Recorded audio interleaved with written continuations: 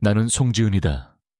32살에 나는 작은 게임 개발 회사를 운영하는 평범한 워킹맘이다. 평범하다는 말은 어쩌면 나 자신을 위로하는 말일지도 모른다. 사실 내 삶은 평범과는 거리가 멀었다. 홀로 5살 아들 하준이를 키우는 싱글맘. 매일 아침 전쟁 같은 시간을 보내고 겨우 하준이를 어린이집에 보내고 나면 녹초가 된다. 그리고는 꿈을 좇는다는 미명 아래 현실의 무게에 짓눌려 살아가는 내 회사. 별똥별 스튜디오로 향한다. 우리 회사는 겨우 5명이 전부인 작은 스타트업이었다. 열정만큼은 누구에게도 뒤지지 않는 팀원들과 함께 우리는 밤낮 없이 게임 개발에 매달렸다. 하지만 현실은 냉혹했다. 최근 우리는 경쟁사의 비열한 계략으로 인해 프로젝트가 좌초될 위기에 처해 있었다. 자금은 바닥을 드러냈고 직원들의 사기는 땅에 떨어져 있었다. 매일 아침 눈을 뜨면 불안감이 나를 덮쳤다. 이 모든 것을 내가 감당할 수 있을까? 하준이를 행복하게 해줄 수 있을까? 어제 저녁 하준이는 평소와 다르게 들떠 있었다. 어린이집에서 새로운 친구를 만났다며 제잘거렸다. 엄마, 어떤 아저씨가 하준이한테 로봇 선물해줬어. 진짜 멋있어. 나는 대수롭지 않게 들었다. 하준이는 상상력이 풍부한 아이였고 로봇을 워낙 좋아했으니까 그저 누군가 어린이집에 기부라도 했겠거니 생각했다. 그런데 오늘 아침 출근 준비로 바쁜 와중에 현관 앞에 놓여있던 그 흰 봉투, 그리고 그 안에 있던 하준이의 사진과 함께 적힌 섬뜩한 글자, 친자 확인 결과, 그리고 K-테크라는 이름. K-테크라면 윤태준 부회장이 이끄는 대한민국 최고의 IT 기업 아닌가. 그 이름만으로도 숨이 막힐 것 같은 거대한 기업이 어째서 우리 하준이와 엮인다는 말인가. 내 머릿속은 혼란으로 가득 찼다. 5년 전 그날 밤의 기억이 마치 깨진 유리 조각처럼 파편화되어 떠올랐다. 아니, 그건 내 기억이 아니었다. 내 언니 송지아의 이야기였다. 언니는 나와 너무나 닮은 얼굴을 가지고 있었다. 쌍둥이였다. 언니는 나보다 훨씬 여리고 감성적이었다. 사랑에 상처받고 세상에 지쳐버린 언니가 마지막처럼 나섰던 밤. 그날 언니가 만났던 남자가 윤태준이었다는 말인가? 그리고 하준이가 언니와 그 남자의 아들이란 말인가? 나는 봉투를 든 손을 꽉 쥐었다. 손가락 마디가 하얗게 질렸다. 내 마음속에는 분노와 함께 억울함이 파도처럼 밀려왔다. 언니는 세상을 떠났다. 홀로 남은 하준이를 아무도 모르게 내 아들처럼 키워왔다. 언니의 흔적을 지우고 하준이에게는 평범한 삶을 살게 해주고 싶었다. 그런데 이제 와서 갑자기 침부라니. 그것도 대한민국 재계에서 가장 영향력 있는 남자라니. 이건 내 삶을 송두리째 흔들어 놓는 일이었다.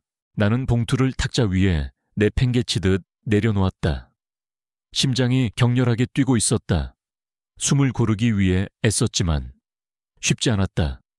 거실 창밖으로는 평화로운 풍경이 펼쳐져 있었다. 분홍색 철쭉이 만개했고 아파트 놀이터에서는 아이들의 웃음소리가 들려왔다. 그 모든 것이 나를 비웃는 것만 같았다. 내 삶은 언제나 이렇게 예기치 않은 폭풍에 휘말렸다. 언니 지아는 내게 세상의 전부였다. 우리는 너무나 다른 성격이었지만 서로를 누구보다 잘 이해했다. 언니는 늘 꿈을 꾸는 사람이었다.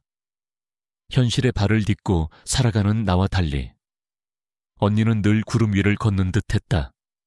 그런 언니가 사랑에 크게 상처받았을 때 나는 아무것도 해줄 수 없었다. 언니는 깊은 절망 속으로 빠져들었고 나는 언니를 구하기 위해 애썼지만 역부족이었다. 언니는 디그로라는 대기업 연구팀에서 일하고 있었다. 그곳에서 언니는 놀라운 재능을 발휘했다. 그녀는 내게 자신의 연구에 대해 이야기하곤 했다. 이해하기 어려운 양자 컴퓨팅 알고리즘에 대한 이야기였다. 언니의 눈은 늘 빛나고 있었다. 그것이 언니의 유일한 희망처럼 보였다. 하지만 언니의 마지막은 너무나 비극적이었다. 5년 전 그날, 언니는 교통사고로 세상을 떠났다. 모든 것이 한순간에 무너져 내렸다. 언니의 죽음은 내게 너무나 큰 충격이었다. 그리고 언니의 죽음 이후 나는 하준이를 만났다. 언니가 남긴 유일한 흔적. 처음에는 두려웠다. 이 작은 아이를 내가 잘 키울 수 있을까? 언니가 세상을 떠난 지 얼마 되지 않아 정신없이 혼란스러웠던 나에게 하준이는 마치 언니의 선물처럼 다가왔다. 언니의 마지막 사랑의 결실. 나는 아무에게도 알리지 않고 하준이를 내 아들로 키웠다. 세상의 시선이 두려웠고 하준이에게는 평범하고 안정적인 삶을 선물해주고 싶었다. 그래서 나는 게임 개발이라는 꿈을 붙잡았다. 게임은 내게 세상과 소통하는 유일한 창구였다. 어린 시절부터 나는 그림 그리는 것을 좋아했다. 언니와 함께 만화책을 보며 밤새도록 상상의 나래를 펼치곤 했다. 게임은 내게 현실의 고통을 잊게 해주는 탈출구이자 동시에 내가 세상의 나를 증명할 수 있는 수단이었다. 하준이에게 부끄럽지 않은 엄마가 되고 싶었다. 하지만 지금 내 회사는 풍전등화의 위기에 놓여 있었다.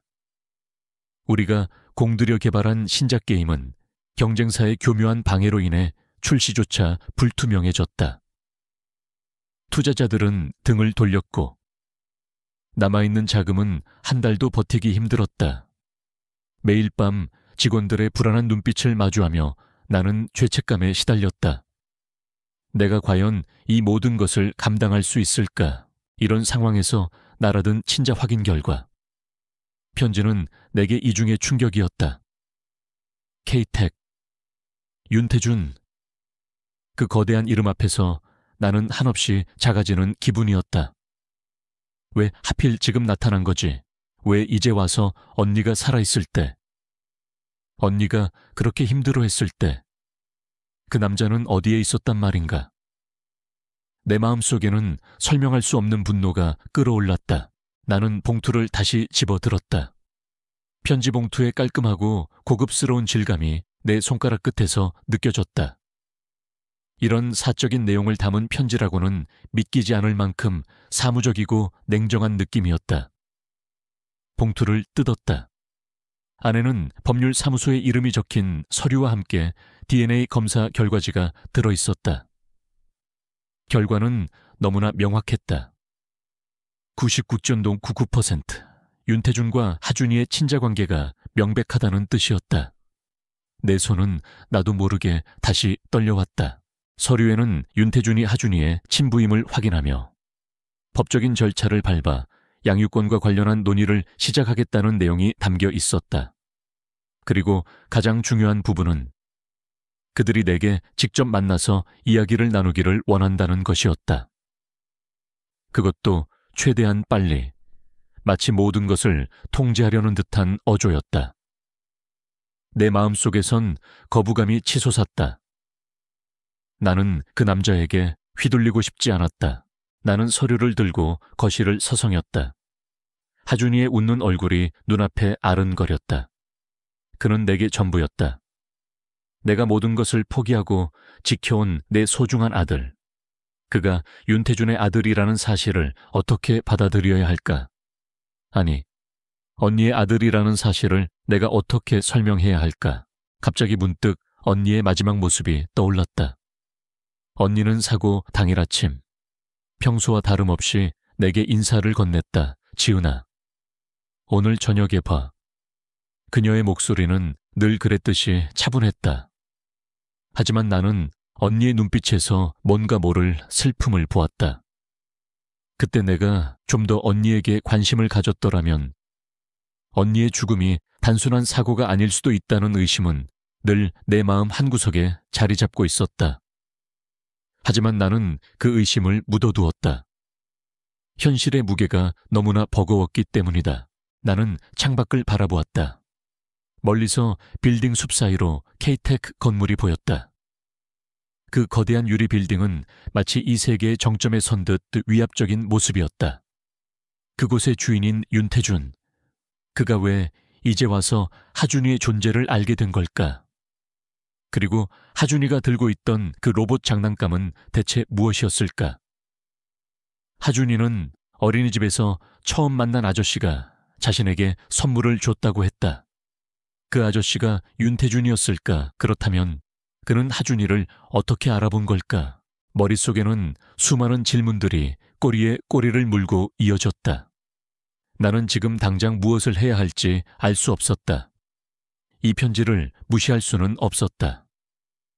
K-TEC의 법률팀에서 보낸 것이니 분명 법적인 절차를 밟을 것이다. 나는 약자인 입장이었다.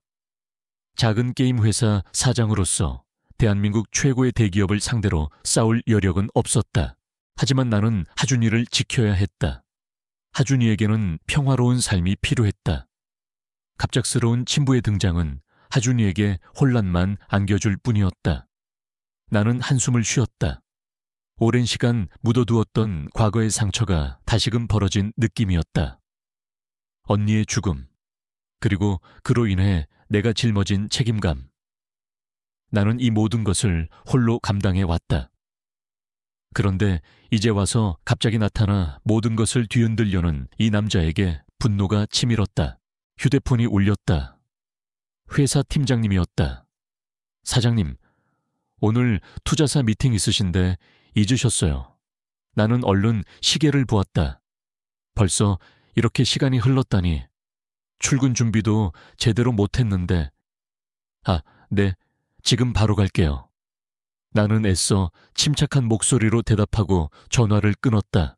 나는 봉투와 서류를 다시 봉투에 넣고 송화방에 집어넣었다.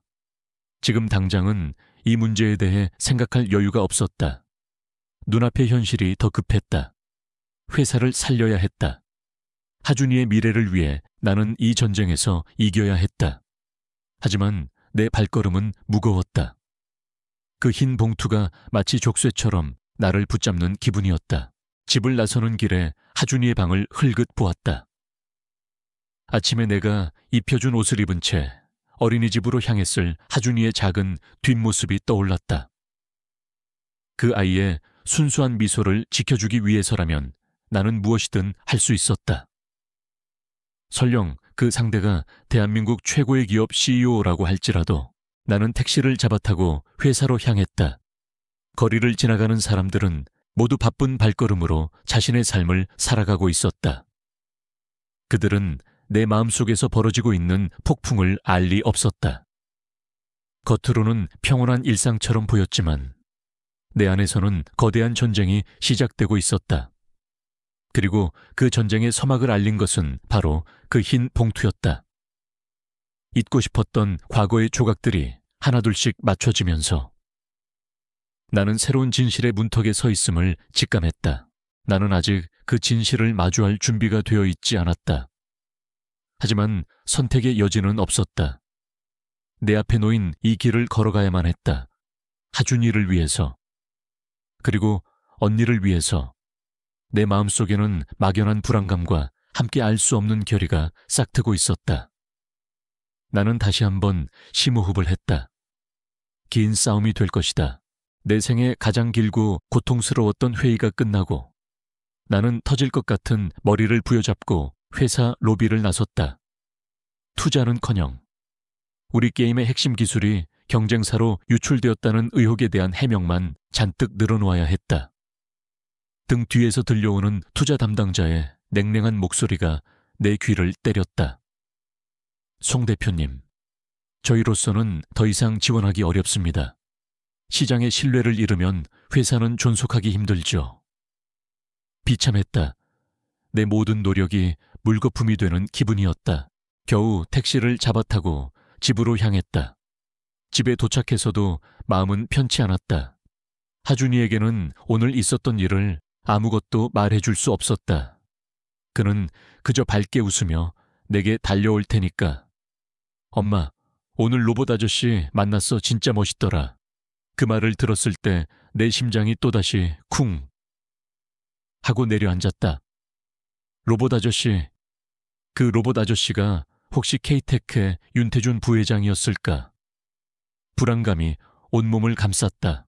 다음 날 아침, 결국 나는 K테크의 법률팀에서 보낸 출석 요구에 응할 수밖에 없었다. 선택의 여지가 없었다. 내 작은 회사는 이미 파산 직전이었다. 하준이를 지키기 위해서라도 나는 이 상황을 피할 수 없었다. K테크 본사 건물 앞에 도착했을 때 나는 압도당하는 기분이었다. 거대한 유리와 철골로 이루어진 건물은 마치 거대한 괴물처럼 하늘을 찌를 듯 솟아 있었다. 건물 안으로 들어서자마자 느껴지는 냉랭하고 위압적인 공기. 대리석 바닥은 차갑게 빛났고 높은 천장은 나의 숨통을 조여오는 듯했다. 안내 데스크에 내 이름을 말하자 말끔한 정장을 입은 비서가 나를 안내했다. 그는 아무런 감정 없는 얼굴로 나를 엘리베이터로 데려갔다. 층수를 알리는 숫자가 끊임없이 올라갔다. 쿵 하고 엘리베이터가 멈췄을 때 내 심장은 불안하게 요동쳤다. 비서가 문을 열자 길고 호화로운 복도가 나타났다. 나는 걷는 내내 내가 마치 다른 세상에 온 것 같은 기분이 들었다. 내 작은 게임 회사 사무실과는 너무나 다른 차가운 권력의 공간, 복도 끝에 있는 회의실 문이 열렸다. 안으로 들어서자마자 나는 그를 보았다. 윤태준. 그는 커다란 회의실 중앙에 있는 긴 테이블에 앉아 있었다. 그의 옆에는 중년의 남자 비서가 서 있었고 반대편에는 법률팀으로 보이는 2명의 변호사가 앉아 있었다. 그들 모두 나를 응시하고 있었다. 마치 신문이라도 하듯이 윤태준은 내가 예상했던 것보다 훨씬 더 강렬한 인상을 풍겼다. 날카로운 눈매, 오뚝한 콧날, 그리고 굳게 담은 입술. 그의 얼굴에서는 한치의 빈틈도 보이지 않았다. 차갑고 냉철한 기운이 온몸에서 뿜어져 나왔다. 마치 얼음 조각처럼 단단해 보였다. 그는 미동도 없이 나를 바라보았다. 그의 시선은 내 속을 꿰뚫어 보는 듯했다. 나는 순간적으로 움찔했지만 애써 태연한 척 그의 시선을 피했다. 그의 비서가 내게 앉으라고 손짓했다. 나는 그가 가리키는 자리에 앉았다. 테이블은 길고 넓어서 우리 사이에는 상당한 거리가 있었다. 그 거리가 마치 그와 나의 사회적 지위의 차이를 말해주는 것 같았다. 송지은 씨, 윤태준의 목소리는 낮고 차분했지만 그 속에는 듣는 이를 압도하는 힘이 있었다. K테크 부회장 윤태준입니다. 그는 형식적인 자기소개를 마치고 곧바로 본론으로 들어갔다. 서류는 받으셨을 겁니다. 이지훈 군은 제 아들입니다. 내 심장이 다시 한번 쿵 하고 내려앉았다. 그의 목소리에는 단 한 점의 의심도 없었다. 마치 당연한 사실을 말하는 듯한 어조였다. 나는 그의 말을 듣고 울컥했지만 애써 감정을 억눌렀다. 무슨 말씀이신지 모르겠습니다. 하준이는 제 아들입니다. 나는 침착하게 대답했다. 내 목소리는 떨리지 않았지만 속으로는 격렬한 파도가 일고 있었다. 그는 피식 하고 짧게 웃었다. DNA 검사 결과까지 보셨을 텐데 이제 와서 부정하겠다는 겁니까? 그의 눈빛은 더욱 날카로워졌다. 5년 전 그날 밤 저와 함께 있었던 여인은 송지은 씨의 쌍둥이 언니인 송지아 씨였습니다. 그리고 이지훈 군은 송지아 씨와 저 사이에서 태어난 아이입니다. 내 얼굴은 창백하게 질렸을 것이다. 그는 이미 모든 것을 알고 있었다. 내가 숨기고 싶었던 가장 아픈 진실을, 내 언니의 존재, 그리고 5년 전 그날 밤의 일까지. 나는 고개를 숙였다. 더 이상 부정할 수 없었다. 내 입술은 바싹 말랐고 숨쉬기가 힘들었다. 그럼에도 불구하고 당신은 하준이를 세상에 알리지 않고 홀로 키웠습니다. 어째서입니까? 제게 알릴 수도 있었지 않습니까? 그의 목소리에는 차가운 추궁이 담겨 있었다. 나는 고개를 들었다. 말할 수 없었습니다. 언니는 이미 이 세상 사람이 아니었고 하준이에게는 평범한 삶을 주고 싶었습니다. 당신 같은 거대한 존재와 엮이는 건 하준이에게 혼란만 줄 뿐이라고 생각했습니다. 나는 애써 그에게 반항하듯 말했다. 내 목소리는 떨렸지만 내 눈빛은 단호했다. 그는 잠시 동안 나를 응시했다. 그의 표정에는 어떤 감정도 읽을 수 없었다. 그저 차가운 관찰자의 시선이었다. 어쨌든 진실은 밝혀졌습니다. 저는 이제 이지훈 군의 친부로서 모든 법적인 권리를 행사할 것입니다. 이지훈 군은 제 아들이고 저는 그 아이에게 합당한 환경을 제공할 의무가 있습니다. 그의 말에 나는 불안해졌다. 그는 하준이를 내게서 데려가려 하는 것일까? 내 모든 것을 잃게 되는 것일까? 내 마음속에는 두려움과 함께 언니에 대한 미안함이 밀려왔다. 언니가 내게 남긴 유일한 희망인 하준이를 내가 지키지 못하면 어쩌지? 그때였다. 회의실 문이 삐걱 하고 열렸다. 작은 발소리가 들려왔다. 우리는 모두 문 쪽으로 시선을 돌렸다. 그리고 그곳에 하준이가 서 있었다. 그는 작은 손으로 문을 꼭 붙잡고 있었다. 호기심 가득한 눈빛으로 회의실 안을 두리번거렸다. 엄마, 하준이가 나를 보자마자 달려왔다. 나는 놀라서 자리에서 벌떡 일어났다. 하준아, 여긴 어쩐 일이야. 하준이는 내 품에 안겨 얼굴을 비볐다. 그리고는 고개를 들어 윤태준을 보았다. 그의 얼굴에는 순수한 기쁨이 가득했다. 아저씨, 여기 있었네요. 아저씨, 로봇 진짜 멋있어요. 하준이는 윤태준에게 달려가 그의 다리를 잡고 매달렸다. 아빠, 하준이 아빠 맞죠? 로봇 아빠잖아. 회의실 안은 순간 침묵에 휩싸였다. 변호사들과 비서의 눈동자가 흔들리는 것이 보였다. 윤태준의 얼굴은 미세하게 굳어졌다. 그는 하준이의 예상치 못한 등장에 당황한 듯했다. 하준이는 천진난만하게 윤태준을 올려다보며 재차 아빠라고 불렀다. 그 작은 입에서 나오는 아빠라는 단어는 내 심장을 날카롭게 찔렀다. 아, 하준이는 벌써 그를 아빠라고 생각하고 있었다. 그는 이미 하준이의 마음속에 들어와 있었던 것이다. 나는 하준이를 품에 안고 윤태준을 응시했다. 그는 여전히 표정 변화 없이 하준이를 내려다보고 있었다. 그의 눈빛은 알 수 없는 감정으로 가득 차 있었다. 혼란, 그리고 어쩌면 미미한 호기심. 이 상황은 완전히 엉망진창이었다. 나는 이 모든 것을 통제할 수 없었다. 내 회사는 망해가고 있었고 내 아들의 존재는 이제 세상에 드러났다. 나는 윤태준의 의도대로 하준이를 그에게 보낼 수는 없었다. 하지만 그와 맞설 힘도 없었다. 내 머릿속에 번뜩 하고 한 가지 생각이 스쳐 지나갔다. 연합, 싸울 수 없다면 함께하는 수밖에 없었다. 물론 그가 원하는 방식은 아니겠지만 나는 하준이를 꼭 아는 채 윤태준을 똑바로 바라보았다. 윤태준 부회장님, 지금 저와 K테크는 서로에게 필요한 존재인 것 같습니다. 내 목소리는 차분했지만 그 속에는 절박함이 담겨 있었다. 저는 지금 회사가 매우 어려운 상황에 처해 있습니다. 그리고 당신은 하준이에게 진짜 아버지가 되어주고 싶어 하는 것 같습니다.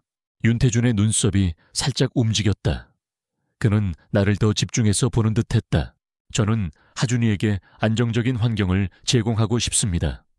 그리고 제 회사도 살리고 싶습니다. 당신에게도 이득이 되는 제안을 하겠습니다.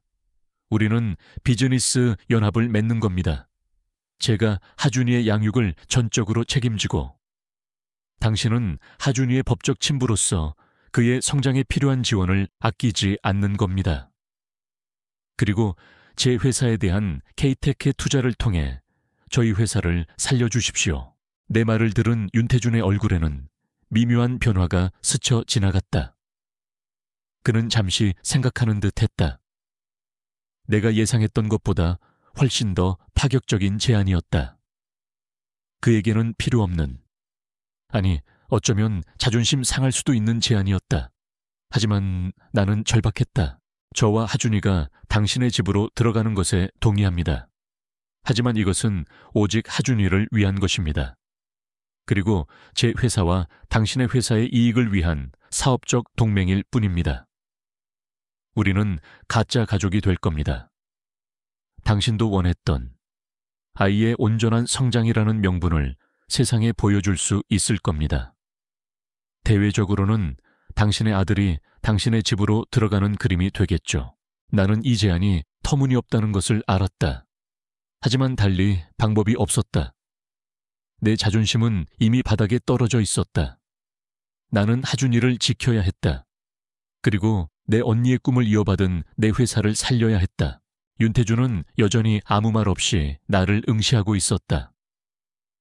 그의 차가운 눈빛은 내 속을 알 수 없는 미궁 속으로 빠뜨렸다.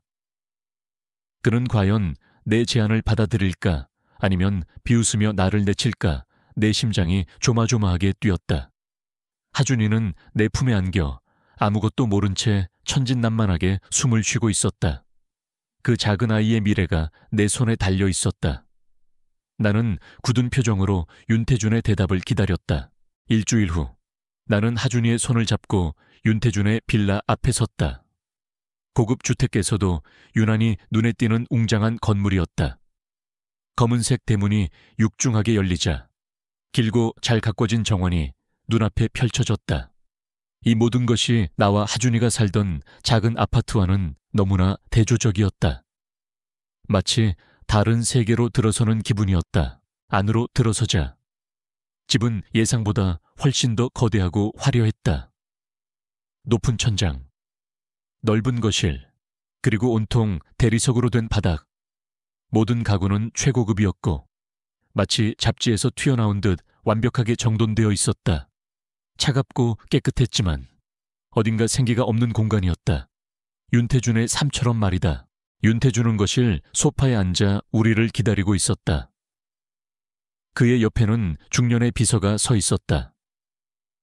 비서는 우리가 들어서자마자 고개 숙여 인사했다. 윤태준은 여전히 냉정한 표정이었다. 그의 눈빛은 변함없이 차가웠다. 그는 소파에서 일어나 우리에게 다가왔다. 어서 와요. 송지은 씨, 하준이도. 그의 목소리는 낮고 건조했다. 환영한다는 말보다는 마치 의무적으로 내뱉는 말 같았다. 하준이는 주변을 두리번거리며 눈을 반짝였다. 우와, 엄마, 여기 진짜 커. 하준이 방은 어디야? 그는 윤태준의 손을 잡고 깡충깡충 뛰었다. 윤태준은 하준이의 갑작스러운 친밀함에 순간적으로 당황한 듯 했지만 이내 표정을 수습했다. 하준이 방은 저 위층에 있어. 네가 좋아하는 로봇 장난감도 잔뜩 있을 거야. 윤태준이 말했다. 그의 목소리에는 미세한 망설임이 섞여 있었다. 아마도 아이에게 어떻게 대해야 할지 아직 익숙하지 않은 듯했다. 하준이는 신이 나서 2층으로 뛰어 올라갔다. 비서가 하준이를 안내했다. 나는 그 뒷모습을 보며 복잡한 감정에 휩싸였다. 하준이가 좋아하니 다행이었지만 동시에 이 모든 것이 가식이라는 사실이 나를 씁쓸하게 만들었다. 우리는 계약으로 맺어진 관계였으니까. 윤태준은 나를 거실 소파로 안내했다. 송지은 씨 방은 저쪽입니다. 그가 손짓한 곳은 거실과 분리된 작은 복도 끝에 있는 방이었다. 마치 손님을 위한 방처럼 느껴졌다. 어색한 침묵이 흘렀다. 저희 짐은 이미 옮겨 놓았습니다. 필요한 것이 있으면 언제든 비서에게 말하면 됩니다. 윤태준이 말했다. 그는 마치 내가 이 집에 영원히 머무를 손님인 것처럼 대했다. 네, 감사합니다. 나는 형식적으로 대답했다. 우리는 아무런 사적인 대화도 나누지 않았다. 그저 사무적인 말투로 필요한 말만 주고받았다. 이것이 우리가 합의한 비즈니스 연합의 시작이었다. 다음 날부터 우리의 기묘한 동거가 시작되었다. 윤태주는 놀랍도록 노력했다. 그는 매일 아침 일찍 출근하면서도 하준이의 어린이집 등원을 도왔다. 직접 하준이의 옷을 입히고 머리를 빗겨주려 애썼다. 물론 서툴렀지만 그의 진심이 느껴졌다. 하준이는 윤태준을 너무나 좋아했다. 그의 넓은 등짝에 매달려 함께 출근하겠다고 졸랐다. 윤태준은 결국 하준이를 태우고 회사까지 가는 날도 있었다. 저녁에는 회사 업무를 일찍 마치고 돌아와 하준이와 함께 놀아주었다. 그는 하준이가 좋아하는 로봇 장난감과 레고를 사다 주었고 하준이의 질문에 진지하게 답해 주었다. 그는 하준이의 천재적인 두뇌에 맞춰 코딩과 수학 퍼즐을 함께 풀었다. 차갑고 냉철했던 윤태준의 모습은 하준이와 함께 있을 때만큼은 온데간데 없이 사라졌다. 그의 얼굴에는 미소 대신 흐뭇한 표정이 자주 떠올랐다. 나는 그런 두 사람의 모습을 지켜보며 복잡한 감정을 느꼈다. 하준이가 행복해하는 모습을 보니 마음이 놓였지만 동시에 내가 그에게 해주지 못했던 아버지의 사랑을 윤태준이 채워주는 것을 보며 질투심마저 들었다. 나는 여전히 그를 경계했다. 그가 하준이를 진심으로 사랑하는지 아니면 단지 자신의 책임을 다하는 것뿐인지 알 수 없었다. 하지만 하준이가 그를 보며 활짝 웃는 모습을 볼 때마다 나도 모르게 미소를 짓고 있는 나 자신을 발견했다. 나의 생활은 이전과 크게 달라졌다. 새벽까지 게임 개발에 매달리던 시간은 줄었고 하준이와 함께하는 시간이 늘었다. 윤태준은 K-Tech의 자원을 동원하여 우리 회사에 대한 투자를 진행했다. 예상보다 훨씬 더 많은 금액이 우리 회사에 수혈되었고 우리는 위기에서 벗어날 수 있었다. 팀원들은 다시 열정을 되찾았고 신작 게임 개발에 박차를 가했다. 그의 도움 없이는 불가능했을 일이었다. 하지만 나는 그에게 감사를 표하면서도 늘 선을 그었다. 우리는 비즈니스 연합일 뿐이라고 스스로에게 되뇌었다. 저녁 식탁에서 우리는 하준이에 대한 이야기만 했다. 회사 이야기나 개인적인 이야기는 일절 꺼내지 않았다. 나는 내 언니 지아에 대한 진실을 그에게 모두 말하지 않았다. 언젠가 말해야 할 순간이 올 것이라고 생각했지만 아직은 아니었다. 그에게 언니의 아픔을 공유하고 싶지 않았다. 한편 윤태준은 자신의 비서인 박 이사에게 내 대한 조사를 계속 지시했다. 나는 그 사실을 알고 있었지만 모른 척했다. 그는 내가 숨기는 것이 무엇인지 궁금해하는 듯했다. 내가 지아의 모든 것을 이야기하지 않는다는 것을 눈치챈 것 같았다. 하지만 나는 그에게 더 이상의 정보를 줄 생각이 없었다. 언니의 사적인 이야기는 나에게 너무나 소중했으니까. 어느 날 오후 하준이가 어린이집에 간 사이 나는 언니의 유품을 정리하기로 했다. 이 빌라로 이사 오면서 언니의 짐도 함께 가져왔지만 아직 제대로 정리하지 못했다. 언니가 쓰던 작은 상자를 열자 오래된 물건들이 쏟아져 나왔다. 빛바랜 사진, 낡은 편지, 그리고 오래된 노트 한 권. 그 노트는 언니가 늘 가지고 다니던 것이었다. 나는 언니가 여기에 일기나 시를 썼을 것이라고 생각했다. 나는 노트를 조심스럽게 펼쳤다. 그런데 안에는 예상과는 다른 내용이 가득했다. 복잡한 수식과 다이어그램, 그리고 알 수 없는 기호들. 나는 얼핏 봐도 그것이 컴퓨터 공학이나 물리학 관련 내용이라는 것을 알 수 있었다. 언니는 디그로 연구팀에서 일했으니 아마도 연구 관련 자료일 것이다. 나는 노트를 한 장 한 장 넘겨보았다. 언니의 송글씨는 여전히 정갈하고 아름다웠다. 하지만 내용은 내 이해를 벗어나는 것이었다. 양자 컴퓨터, 알고리즘, 암호화, 내가 아는 게임 개발과는 거리가 먼 전문적인 용어들이 가득했다. 이 모든 것이 무슨 의미일까? 언니가 이런 어려운 연구를 하고 있었다니. 노트 중간쯤에 특이한 페이지가 있었다. 다른 페이지들과 달리 이 페이지에는 그림들이 그려져 있었다. 복잡한 회로도 같은 그림과 함께. 작은 글씨로 프로젝트 Q라고 적혀 있었다. 그림들은 꽤 상세하고 정교했다. 마치 어떤 장치의 설계도 같았다. 나는 그림들을 자세히 살펴보았지만 여전히 이해할 수 없었다. 이 모든 것이 언니의 연구와 관련된 것임은 분명했다. 나는 노트를 덮었다. 언니의 비밀을 내가 너무 모르고 있었다는 생각에 마음이 아팠다. 나는 언니에게 좋은 동생이었을까? 그녀의 아픔과 고통을 제대로 이해해주지 못했던 것은 아닐까? 그녀가 마지막까지 무엇을 하고 싶어 했는지, 무엇을 남기고 싶어 했는지 알 수 없다는 사실이 나를 괴롭혔다.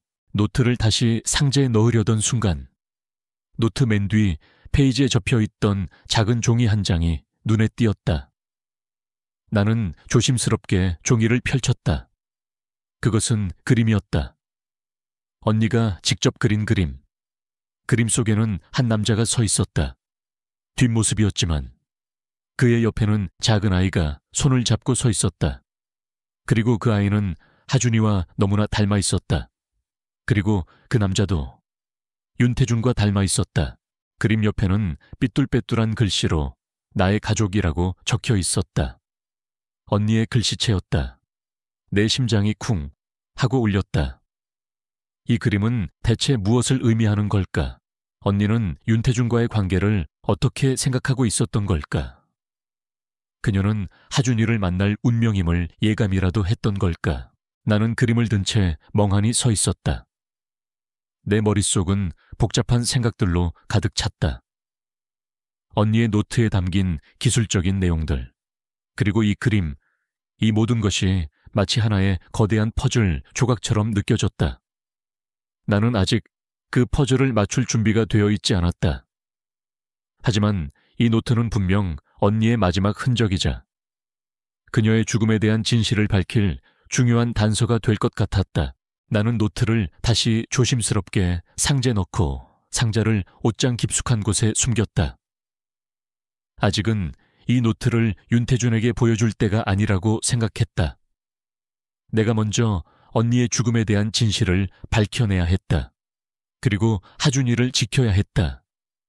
이 모든 것이 나에게 주어진 숙명처럼 느껴졌다.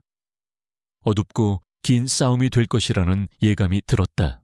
몇 주가 흘렀지만 윤태준의 빌레에서의 삶은 여전히 낯설었다. 하준이는 이곳에 완벽하게 적응했다. 그의 방은 온갖 로봇 장난감과 최신 기술 기기들로 가득 찼고 그는 윤태준과 함께 밤늦도록 코딩 퍼즐을 풀거나 새로운 로봇을 조립하곤 했다. 하준이의 얼굴에는 항상 웃음꽃이 피어 있었다. 나는 그런 하준이를 보며 안도했지만 동시에 질투심과 알 수 없는 서운함이 마음 한구석에 자리 잡았다. 윤태준이 채워주는 아버지의 사랑은 내가 해줄 수 없는 부분이었다. 나는 여전히 윤태준과 거리를 두었다. 우리는 매일 아침과 저녁 식사를 함께 했지만 대화는 늘 하준이나 회사 업무에 대한 형식적인 내용뿐이었다. 그는 내 회사의 프로젝트에 아낌없이 지원했다. K테크에 막강한 자원과 인력이 투입되자 우리 회사는 기적적으로 살아났다. 신작 게임 개발은 순조롭게 진행되었고 팀원들은 다시 활기를 되찾았다. 그의 도움에 진심으로 감사했지만 나는 그에게 마음을 열 수 없었다. 내 언니 지아에 대한 진실을 그에게 모두 말해야 할 때가 올 것이라는 것을 알았지만 아직은 아니었다. 어느 날 오후 하준이가 어린이집에서 돌아오기를 기다리며 나는 거실 소파에 앉아 있었다. 창밖으로는 늦은 가을에 쓸쓸한 풍경이 펼쳐져 있었다. 노랗게 물든 나무잎들이 바람에 흔들리며 떨어졌다. 그 풍경이 내 마음처럼 쓸쓸하게 느껴졌다. 그때였다. 비서박 이사가 윤태준의 서재에서 나왔다. 그의 얼굴은 평소보다 훨씬 더 굳어 있었다. 그는 나를 스쳐 지나가며 윤태준의 서재 문을 닫았다. 나는 왠지 모를 불안감에 휩싸였다. 얼마 후 윤태준이 서재 문을 열고 나왔다. 그의 표정은 여느 때처럼 차가웠지만 그의 눈빛은 깊은 생각에 잠긴 듯했다. 그는 나를 발견하고 잠시 멈칫했다. 송지은 씨, 잠시 이야기 좀 할 수 있을까요? 그의 목소리는 평소보다 낮게 가라앉아 있었다. 나는 직감했다. 드디어 올 것이 왔구나. 나는 서재 안으로 들어섰다. 서재는 윤태준의 성격을 닮아 있었다. 깔끔하고 정돈된 책상, 벽을 가득 채운 책들, 그리고 한쪽 벽에 걸린 거대한 세계지도. 모든 것이 그의 냉철하고 지적인 면모를 보여주는 듯했다. 그는 내게 앉으라고 손짓했다. 나는 그가 가리키는 자리에 앉았다. 윤태준은 내 앞에 한 장의 서류를 내밀었다. 그것은 윤태준의 비서가 작성한 보고서인 듯했다. 나는 떨리는 손으로 서류를 받아들었다. 내 눈은 서류에 적힌 이름에 멈췄다. 송지아, 언니의 이름이었다. 제 비서가 송지아 씨에 대해 자세히 조사했습니다. 윤태준이 말했다. 그의 목소리는 차분했지만 그 속에는 숨길 수 없는 긴장감이 깃들어 있었다. 송지아 씨는 5년 전 교통사고로 사망했습니다. 사고 현장 CCTV는 알 수 없는 이유로 모두 삭제되었더군요. 그리고 송지아 씨는 디그로라는 기업의 연구실에서 일하고 있었습니다. 거기서 그녀는 획기적인 양자 컴퓨팅 알고리즘을 개발 중이었습니다. 내 심장이 쿵 하고 떨어졌다. 윤태준의 말 한마디 한마디가 마치 날카로운 칼날처럼 내 심장을 꿰뚫는 것 같았다. 언니의 죽음이 단순한 사고가 아닐 수도 있다는 막연한 의심은 늘 내 마음 한구석에 자리 잡고 있었지만 이렇게 구체적인 증거를 마주하니 온몸의 피가 차갑게 식는 것 같았다. CCTV 삭제, 디그로, 양자 컴퓨팅 알고리즘. 이 모든 것이 마치 하나의 거대한 그림을 그리는 조각들처럼 느껴졌다. 나는 윤태준을 올려다보았다. 그의 눈빛은 나를 이해하는 듯했다. 그는 내가 언니의 죽음에 대해 얼마나 큰 아픔을 가지고 있는지 아는 듯했다. 양자 컴퓨팅 알고리즘. 나는 나도 모르게 중얼거렸다. 언니가 나에게 이야기해주곤 했던 그 어려운 용어들이 떠올랐다. 언니는 늘 자신의 연구에 대해 열정적으로 이야기했지만 나는 제대로 이해하지 못했다. 그렇습니다. 그녀가 개발하던 알고리즘은 혁신적인 것이었습니다. 당시 디그로는 K테크의 최대 경쟁사였습니다. 우리는 그 알고리즘을 차지하기 위해 치열한 경쟁을 벌이고 있었죠. 윤태준이 말했다. 그의 목소리에는 과거에 치열했던 경쟁 상황이 묻어나는 듯했다. 나는 눈을 감았다. 언니의 모습이 눈앞에 아른거렸다. 언니 지아는 나보다 훨씬 여리고 감성적인 사람이었다. 섬세하고 모든 것을 깊게 받아들이는 성격이었다. 그래서 상처도 쉽게 받았다. 특히 그녀가 사랑했던 남자에게 배신당했을 때 언니는 거의 폐인이 되다시피 했다.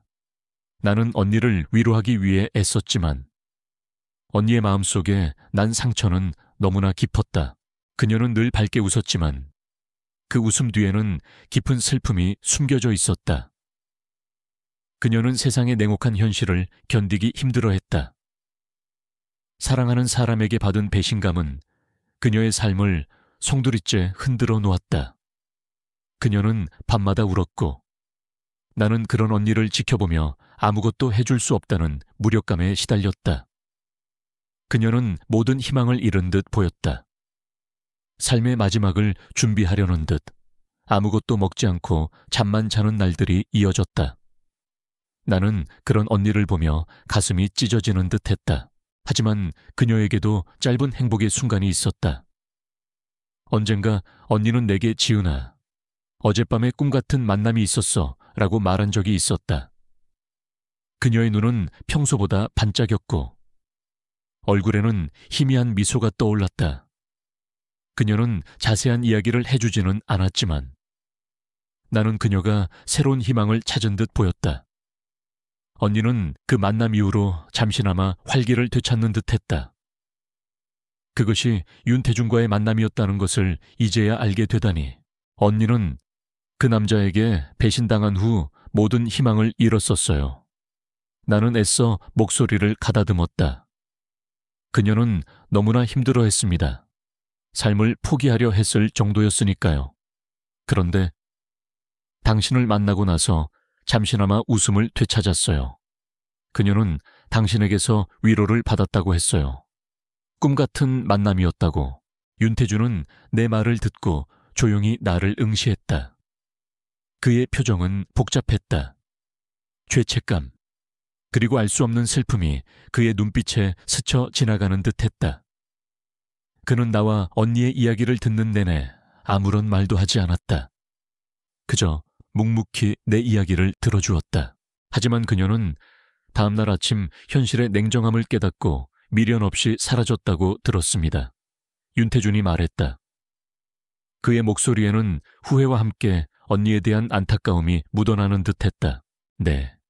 그리고 얼마 후 그녀는 세상을 떠났습니다.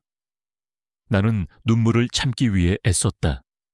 언니는 당신과의 만남 이후로 다시 삶에 대한 희망을 가졌습니다. 그녀는 당신에게 편지를 쓰기까지 했었어요. 나는 윤태준을 올려다보았다. 그녀가 죽기 직전 당신에게 편지를 쓰려고 했어요. 그런데 결국 전달하지 못하고 사고가 났습니다. 나는 그의 눈을 똑바로 바라보며 말했다. 언니는 당신을 마지막 희망처럼 생각했던 것 같아요. 윤태준의 얼굴은 굳어졌다. 그는 깊은 한숨을 내쉬었다. 미안합니다. 제가 그녀를 좀 더 붙잡았어야 했는데. 그의 목소리는 죄책감으로 가득 차 있었다. 나는 고개를 저었다. 당신의 잘못이 아닙니다. 언니는 늘 예민하고 상처받기 쉬운 사람이었어요. 그녀에게는 세상이 너무나 버거웠을 겁니다.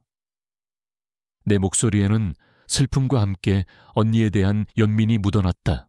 우리는 잠시 동안 침묵에 잠겼다. 서재 안에는 무거운 공기가 가득했다. 윤태준은 손으로 자신의 얼굴을 감쌌다. 그의 어깨는 미세하게 떨렸다. 그는 나처럼 아파하는 듯했다. 언니의 죽음에 대해 그도 죄책감을 느끼고 있는 듯했다. 송지아 씨의 죽음은 단순한 사고가 아닐 수도 있습니다. 윤태준이 말했다.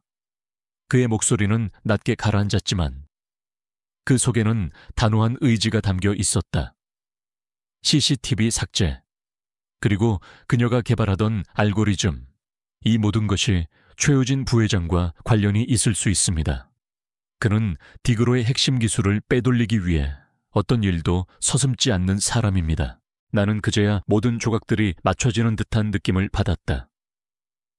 언니가 개발하던 양자 컴퓨팅 알고리즘, 그리고 디그로의 최우진 부회장. 그들은 언니의 기술을 빼앗기 위해 언니를 죽인 것일까? 내 심장이 분노로 들끓었다. 최우진, 그는 당신이 생각하는 것보다 훨씬 더 위험한 인물입니다. 그는 자신의 이익을 위해서는 수단과 방법을 가리지 않습니다. 저는 이미 그가 제 아버지를 배신하고 K-텍의 핵심 기술을 빼돌리려 했던 것을 경험했습니다. 그는 어떤 일이든 저지를 수 있는 사람입니다. 윤태준의 목소리에는 냉기가 서려 있었다. 나는 언니의 노트에 담겨있던 그림을 떠올렸다.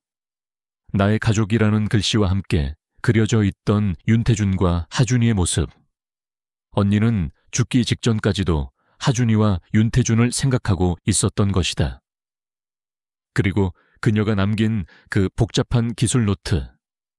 그것이 단순히 연구 자료가 아니라 언니가 세상에 남기고 싶었던 마지막 유산일지도 모른다는 생각이 들었다.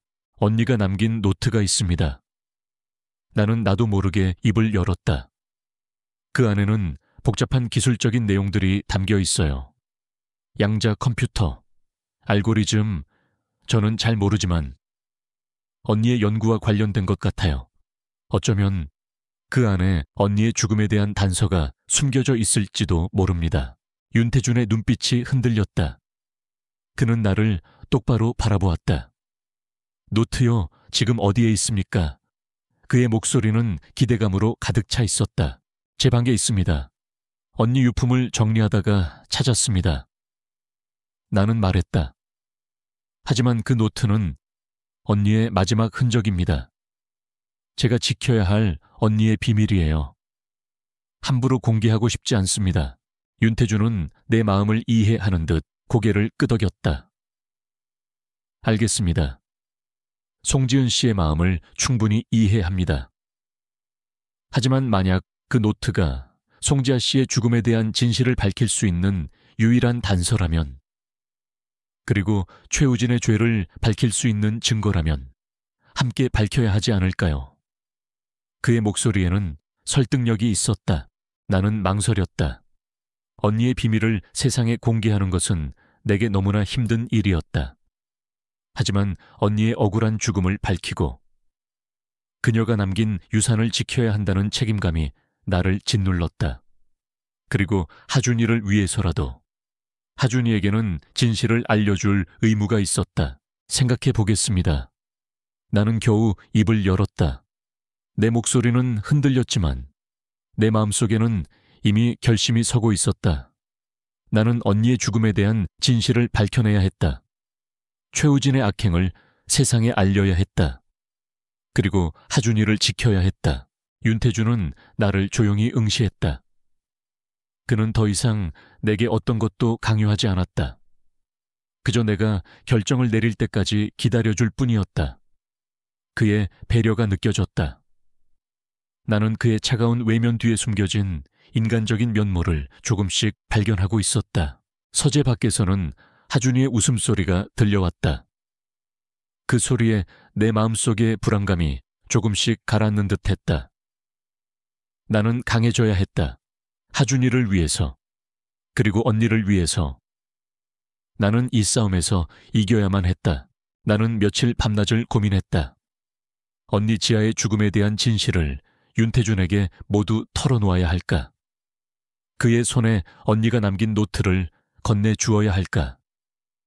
나는 혼란스러웠다. 내 언니의 사적인 아픔과 비밀을 세상에 드러내는 것이 과연 옳은 일일까? 하지만 윤태준의 눈빛에서 느껴지는 진심, 그리고 하준이를 향한 그의 따뜻한 마음을 보며 나는 결국 결심했다. 진실은 밝혀져야 했다. 언니의 억울한 죽음은 더 이상 어둠 속에 묻혀서는 안 되었다. 어느 날 저녁, 하준이가 잠든 후 나는 윤태준에게 이야기하자고 했다. 그는 거실 소파에 앉아 나를 기다리고 있었다. 따뜻한 차 한 잔이 놓인 탁자 위로 조용한 침묵이 흘렀다. 나는 심호흡을 했다. 목이 바싹 마르는 기분이었다. 윤태준 씨, 드릴 말씀이 있습니다. 나는 겨우 입을 열었다. 내 목소리는 예상보다 훨씬 더 떨렸다. 그는 아무 말 없이 나를 응시했다. 그의 눈빛은 차분했지만 나를 재촉하는 듯 했다.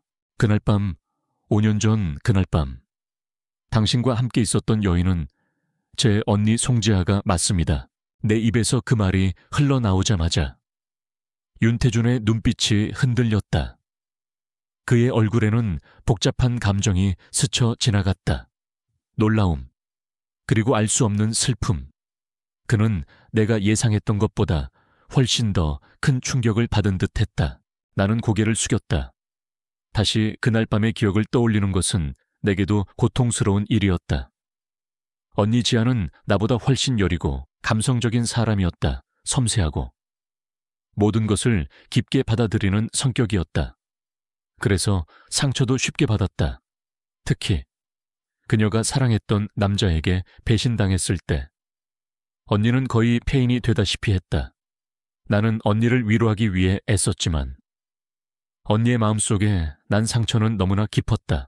연희는 그 남자에게 모든 것을 바쳤어요. 그녀의 꿈, 그녀의 미래, 심지어 그녀의 영혼까지도요. 나는 애써 목소리를 가다듬었다. 하지만 그 남자는 언니를 배신했습니다.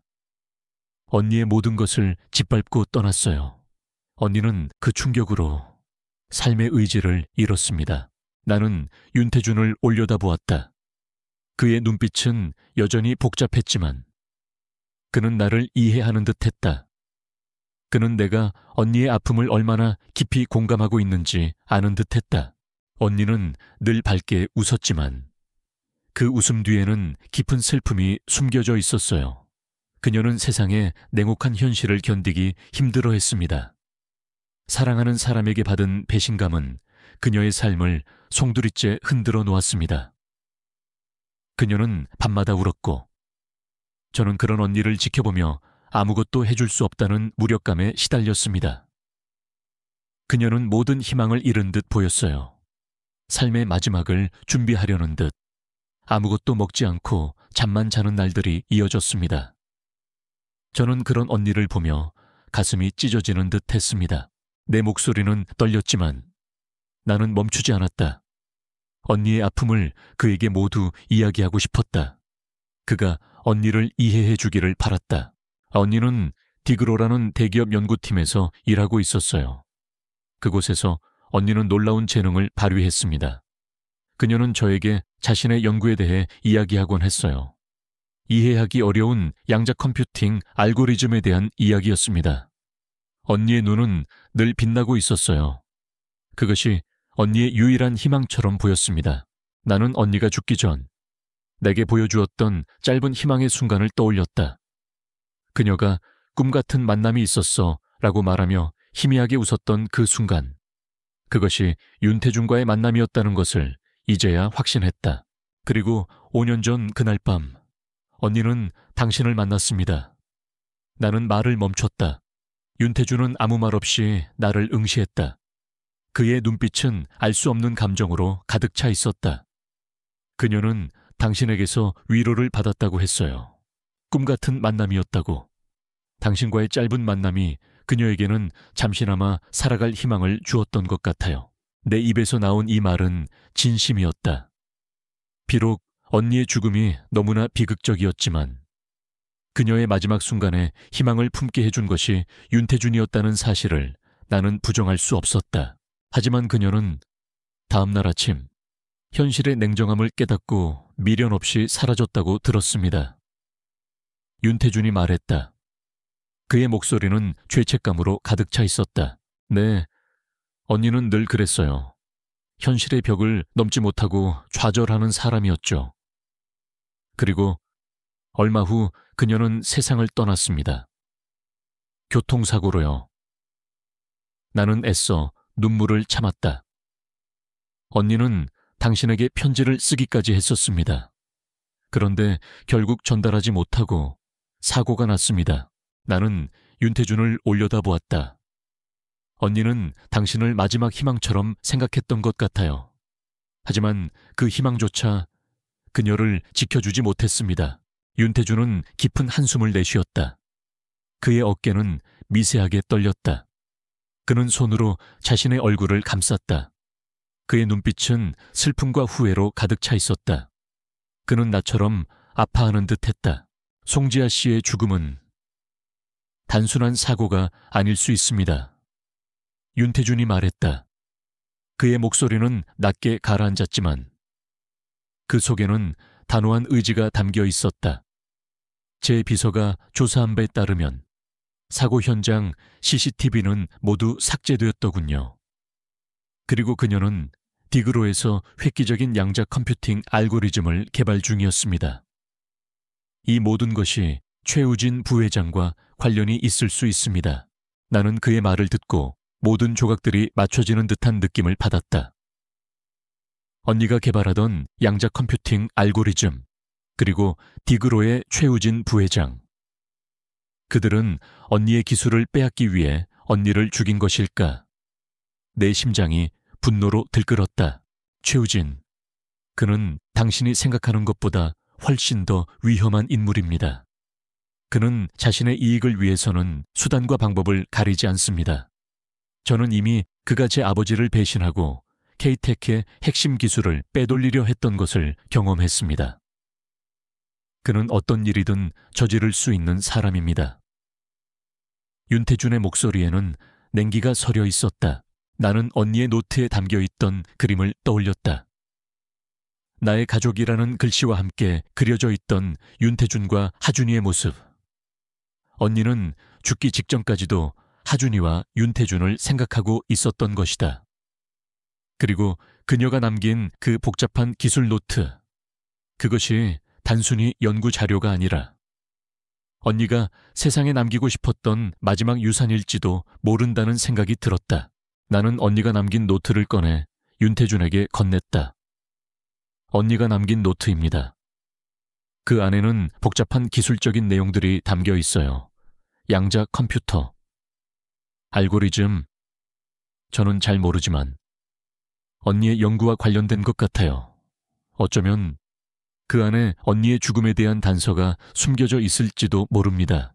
윤태준은 노트를 받아들었다. 그의 눈빛은 기대감으로 가득 차 있었다.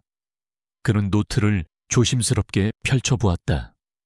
그의 얼굴에는 놀라움과 함께 알 수 없는 감정이 스쳐 지나갔다.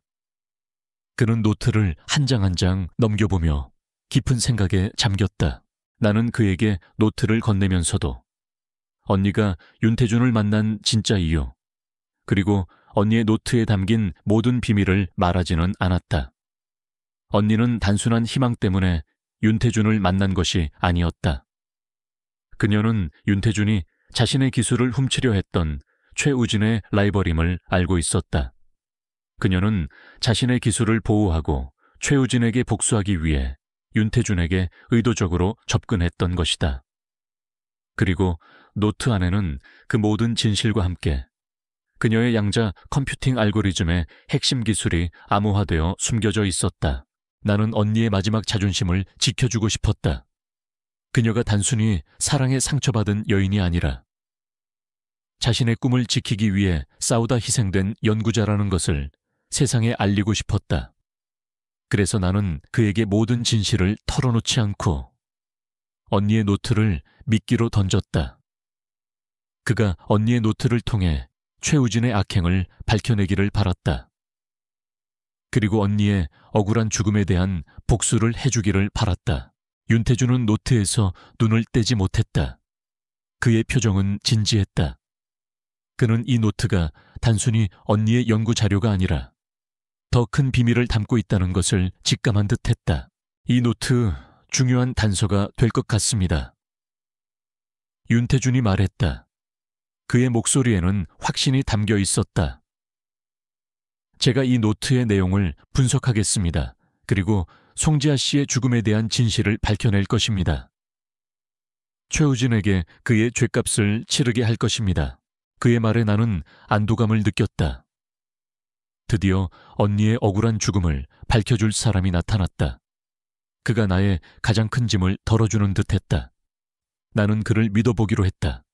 비록 우리가 계약으로 맺어진 관계일지라도 그는 적어도 언니의 죽음에 대해 진심으로 슬퍼하고 진실을 밝히고자 하는 듯 보였으니까. 감사합니다. 윤태준 씨, 나는 진심을 담아 말했다. 그는 고개를 끄덕였다. 그의 눈빛은 나를 이해하고 지지하는 듯했다. 그는 더 이상 차갑고 냉정한 CEO가 아니었다. 그는 언니의 죽음에 대해 아파하고 진실을 밝히고자 하는 한 남자였다. 서재 안에는 무거운 침묵이 흘렀다. 하지만 이전과는 다른 침묵이었다. 이전의 침묵은 어색하고 냉랭했다면 지금의 침묵은 서로를 이해하고 신뢰하는 따뜻한 침묵이었다. 우리는 같은 목표를 향해 나아가기 시작했다. 언니의 죽음에 대한 진실을 밝히고 최우진의 악행을 세상에 알리는 것, 그리고 하준이를 지키는 것.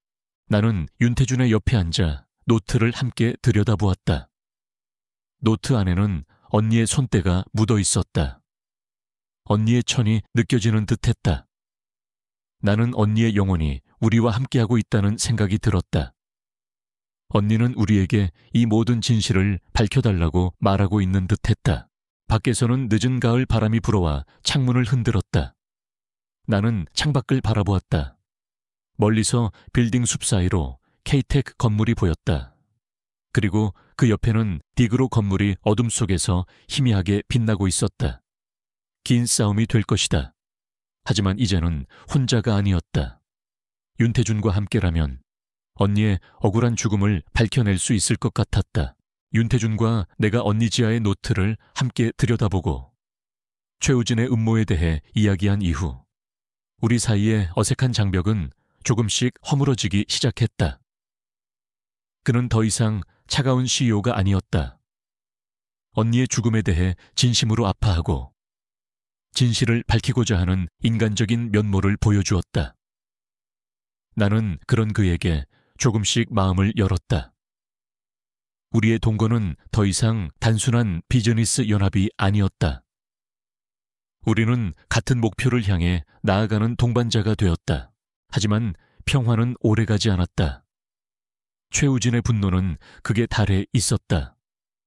그는 윤태준과 하준, 그리고 내가 함께 살고 있다는 사실을 알게 된 후 자신의 비밀이 드러날까봐 극도로 불안해했다. 그는 K-Tech의 신규 프로젝트를 방해하기 위해 온갖 비열한 수단을 동원했다. 우리 회사의 신작 게임 출시를 방해하려 했고 K-Tech의 핵심 기술을 빼돌리려 시도했다. 나는 매일 아침 출근길에 윤태준의 비서박 이사로부터 최우진의 동향에 대한 보고를 들었다. 그는 최우진이 K-Tech의 새로운 양자 컴퓨팅 칩 개발 프로젝트를 방해하기 위해 업계에 가짜 정보를 퍼뜨리고 핵심 인력을 빼돌리려 한다는 사실을 알려주었다. 내 마음은 불안했다. 내 회사도 최우진의 방해 공작에 시달렸던 터라. 그의 악랄함을 누구보다 잘 알고 있었다. 하지만 윤태준은 예상보다 훨씬 더 침착하고 냉철하게 대응했다. 그는 이미 최우진의 움직임을 예측하고 있었던 듯했다. 그는 K-Tech의 보안 시스템을 강화하고 모든 프로젝트 정보를 철저히 암호화했다. 그리고 최우진이 빼돌리려 할 만한 가짜 정보를 흘려보내는 역공을 펼쳤다. 그는 최우진이 미끼를 물기를 기다리고 있었다. 며칠 후 최우진은 윤태준이 흘려보낸 가짜 정보를 진짜 핵심 기술인 것처럼 언론에 공개했다. 디그로의 주가는 한때 급등했지만 윤태준이 직접 기자회견을 열어 디그로의 발표가 허위임을 밝히고 K-Tech의 진짜 혁신적인 기술을 공개하자 상황은 역전되었다. K-Tech의 주가는 폭등했고 디그로는 주가가 폭락하며 투자자들의 신뢰를 잃었다. 최우진은 윤태준의 완벽한 방역에 속수무책으로 당했다. 그는 분노에 몸을 떨었다. 말도 안 돼. 윤태준, 이 자식이 감히 나를 가지고 놀아. 내가 빼돌린 정보가 가짜였다고 최우진의 목소리가 사무실을 울렸다. 나는 박 이사로부터 그의 분노에 대한 이야기를 전해 들었다. 그는 더 이상 사업적인 방식으로 윤태준을 상대할 수 없다는 것을 깨달았다. 그는 더 위험하고 더 잔혹한 방법으로 복수하기로 결심했다. 그의 다음 목표는 윤태준의 가장 소중한 존재인 나와 하준이었다. 나는 그 사실을 알았을 때 온몸의 피가 차갑게 식는 것을 느꼈다. 하준이. 내 세상의 전부인 하준이. 나는 그를 지키기 위해 무엇이든 할 준비가 되어 있었다. 윤태준도 최우진의 다음 수가 무엇이 될지 직감한 듯했다. 그는 하준이의 등하원 시 경호를 강화하고 내게도 늘 조심하라고 당부했다. 그의 얼굴에는 걱정이 역력했다. 하지만 최우진의 악랄함은 우리의 예상을 뛰어넘었다. 그는 하준이가 다니는 어린이집의 동선을 파악했고 하원하는 길목에서 하준이를 납치하기로 결정했다. 그는 하준이가 언니 지아가 남긴 양자 컴퓨팅 알고리즘의 비밀을 풀 열쇠가 될 수 있다고 믿었던 것 같았다. 아니면 단순히 윤태준에게 가장 큰 고통을 주기 위한 방법이었을지도 모른다. 그날 오후 나는 평소처럼 어린이집으로 하준이를 데리러 갔다. 파란 하늘에 뭉게구름이 솜사탕처럼 떠다니는 평화로운 날이었다. 어린이집 운동장에는 아이들의 웃음소리가 가득했다. 나는 아이들이 뛰노는 모습을 보며 잠시나마 마음의 평화를 느꼈다. 하준이가 그 안에 있다는 사실만으로도 세상은 아름다웠다. 엄마, 멀리서 하준이의 목소리가 들려왔다. 하준이는 나를 보자마자 환하게 웃으며 달려왔다. 작은 팔을 벌려 나를 꼭 안았다. 나는 하준이를 품에 안고 행복한 미소를 지었다. 우리 하준이, 오늘 잘 놀았어. 엄마랑 아저씨랑 같이 살아서 너무 좋아. 하준이 이제 맨날 엄마 아빠랑 같이 밥 먹을 수 있지. 하준이의 순수한 말에 나는 가슴이 저릿했다. 그는 정말로 이 기묘한 동거를 행복해하고 있었다. 나는 고개를 끄덕였다. 그럼 우리 하준이, 이제 맨날 엄마 아빠랑 같이 밥 먹을 거야. 나는 하준이의 작은 손을 잡고 어린이집 문을 나섰다. 우리가 어린이집 정문을 나와 큰 길로 접어드는 순간이었다. 검은색 승합차 한 대가 갑자기 우리 앞에 멈춰 섰다. 끽 하는 마찰음과 함께 차가 멈추자 내 심장이 철렁 내려앉았다. 본능적으로 위험을 감지했다. 차 문이 열리고 건장한 남자 2명이 순식간에 차에서 내렸다. 그들은 검은색 양복을 입고 있었다. 그들의 얼굴은 마스크로 가려져 있었지만 그들의 눈빛은 차갑고 위협적이었다. 나는 순간적으로 몸이 굳었다.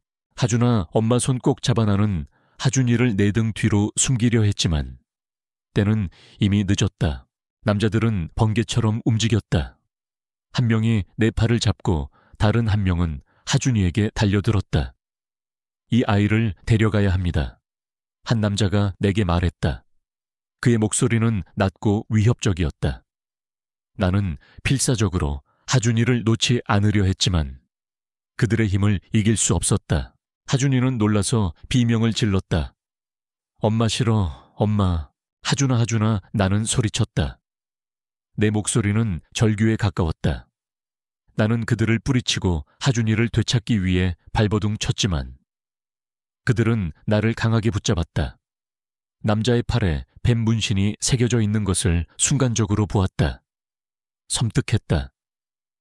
그 문신이 5년 전 언니의 사고 현장에 있었다는 목격자의 진술이 떠올랐다. 하준이는 순식간에 차 안으로 끌려 들어갔다. 차 문이 쾅 하고 닫혔다. 검은색 승합차는 굉음을 내며 순식간에 멀어져 갔다. 나는 그들의 뒷모습을 보며 미친 듯이 달려갔다. 하준아, 하준아, 가지마. 나는 숨이 턱까지 차오르도록 뛰었지만 차는 이미 저 멀리 사라진 후였다. 내 눈앞에는 아무것도 보이지 않았다. 오직 하준이가 끌려가던 그 순간의 모습만이 잔상처럼 남았다. 나는 길바닥에 주저앉았다. 온몸에 힘이 풀렸다. 내 목소리는 이미 쉬어 있었다. 눈에서는 뜨거운 눈물이 쉴 새 없이 흘러내렸다. 내 세상이 무너져 내리는 기분이었다. 하준이. 내 전부인 하준이. 그 아이가 내 눈앞에서 납치당했다. 나는 아무것도 할 수 없었다. 무력감과 절망감이 나를 덮쳤다. 나는 떨리는 손으로 휴대폰을 꺼냈다. 손가락이 제대로 움직이지 않았다. 겨우 윤태준에게 전화를 걸었다. 신호음이 길게 이어졌다. 내 심장은 불안하게 요동쳤다. 제발, 전화를 받아줘. 여보세요. 윤태준의 목소리가 들려왔다. 그의 목소리는 평소처럼 차분했지만 나는 그에게서 알 수 없는 긴장감을 느꼈다. 민준 씨, 하준이가 사라졌어요. 내 목소리는 흐느낌에 섞여 제대로 나오지 않았다. 전화 너머에서 윤태준의 숨소리가 거칠어지는 것이 느껴졌다. 잠시 동안의 침묵, 그리고 그의 목소리가 들려왔다. 이번에는 더 이상 차분하지 않았다. 그의 목소리는 분노로 낮게 떨렸다. 송지은 씨, 지금 당장 그리로 가겠습니다. 절대 패닉하지 말고 제 말만 들으세요. 그의 목소리는 단호했다. 나는 그에게서 느껴지는 압도적인 힘에 의지했다. 그가 나를 도와줄 수 있을 것이라는 막연한 희망이 생겼다. 나는 겨우 고개를 끄덕였다. 네. 전화가 끊어졌다. 나는 길바닥에 그대로 앉아 흐느꼈다. 내 눈에는 하준이의 모습이 계속해서 아른거렸다. 그의 순수한 미소, 그의 작은 손, 그리고 그가 나를 부르던 엄마라는 목소리. 이 모든 것이 마치 꿈처럼 느껴졌다. 악몽, 나는 그를 찾아야 했다. 무슨 수를 써서라도 내 아들을 되찾아야 했다. 최우진, 그 악마 같은 남자. 나는 그에게 복수할 것이다. 언니의 죽음에 대한 복수, 그리고 하준이의 납치에 대한 복수. 내 마음속에는 분노와 함께 복수심이 활활 타올랐다. 어린이집 문이 닫히고 길게는 아무도 없었다. 나는 그곳에 홀로 앉아 울고 또 울었다. 내 눈물은 마르지 않았다. 하늘은 여전히 파랗고 뭉게구름이 떠다녔지만 내게는 세상이 온통 회색빛으로 물든 듯했다. 하준이가 없는 세상은 의미가 없었다. 나는 그를 반드시 되찾을 것이다. 윤태준에게 전화를 끊자마자 나는 온몸의 피가 식는 것을 느꼈다. 내 심장이 얼어붙는 것 같았다. 하준이가 납치당했다는 사실이 도저히 믿기지 않았다. 방금 전까지 내 품에 안겨 환하게 웃던 아이가 이제는 낯선 곳에서 두려움에 떨고 있을지도 모른다는 생각에 나는 숨쉬기조차 힘들었다. 길바닥에 주저앉아 눈물만 흘리고 있을 시간이 없었다. 나는 무릎에 힘을 주고 겨우 일어섰다. 내 아들을 찾아야 했다. 무슨 수를 써서라도 휴대폰을 다시 꺼내 들었다. 윤태준에게서 온 문자가 도착해 있었다. 절대 혼자 움직이지 말고 그 자리에 그대로 있으십시오. 제가 곧 도착합니다. 당신과 하준이를 반드시 지켜낼 겁니다. 그의 문자는 짧고 단호했지만 그 속에서 느껴지는 강한 의지는 내게 희미한 희망을 주었다. 케이테크의 윤태준이라면 그는 분명 하준이를 찾아줄 것이다. 그는 그럴 만한 능력을 가진 사람이었다. 나는 어린이집 앞에서 초조하게 윤태준을 기다렸다. 몇 분이 몇 시간처럼 느껴졌다. 온몸이 덜덜 떨렸고 식은땀이 흘러내렸다. 지나가는 모든 차들이 납치범들의 승합차처럼 보였다. 그들의 검은색 양복과 팔에 새겨진 뱀 문신이 내 눈앞에 계속해서 아른거렸다. 그 섬뜩한 문신이 언니 지아의 사고 현장에서 목격되었다는 윤태준의 말이 떠올랐다. 최우진, 그 악마 같은 남자, 그는 언니를 죽이고 이제는 내 아들까지 납치하려 한 것이다. 내 마음속에는 분노가 활활 타올랐다. 얼마 지나지 않아 익숙한 검은색 세단 한 대가 내 앞에 멈춰 섰다. 윤태준이었다. 그는 차에서 내리자마자 내게 달려왔다. 그의 얼굴은 평소처럼 냉정했지만 그의 눈빛은 분노와 걱정으로 가득 차 있었다. 그는 나를 보자마자 내 어깨를 잡고 나를 흔들었다. 송지은 씨, 괜찮습니까? 하준이는 어떻게 된 겁니까? 그의 목소리는 낮게 떨렸다. 나는 흐느끼며 그에게 매달렸다. 민준 씨, 하준이가 사라졌어요. 제 눈앞에서 검은색 채, 남자 2명이. 나는 말을 잇지 못하고 울음을 터뜨렸다. 윤태준은 나를 품에 안고 등을 토닥였다. 그의 품은 생각보다 따뜻하고 단단했다. 나는 그의 품에 안겨 한동안 울었다. 그의 위로가 내게 작은 안도감을 주었다. 괜찮습니다. 송지은 씨, 하준이는 반드시 돌아올 겁니다. 제가 반드시 찾아올 겁니다. 그의 목소리에는 단호한 의지가 담겨 있었다. 그는 나를 안고 조용히 속삭였다. 납치범들의 특징을 기억하나요? 옷차림이나 말투, 혹은 그들의 몸에 있는 작은 흔적이라도. 나는 겨우 정신을 차리고 그에게 내가 본 것을 이야기했다. 검은색 양복을 입은 남자 2명이었어요. 그리고 한 명의 팔에 뱀 문신이 있었어요. 문신 같기도 하고 흉터 같기도 하고 윤태준의 눈빛이 차갑게 빛났다. 그는 나의 진술을 듣자마자 자신의 비서인 박이색에 전화를 걸었다. 박 비서, 송지은 씨의 진술을 들었나 뱀 문신. 그 남자는 최우진의 오른팔일 가능성이 높다. 서울 전역의 CCTV를 모두 확인해. 그리고 이도현의 모든 동선을 파악해. 이 모든 것은 최우진의 지시야.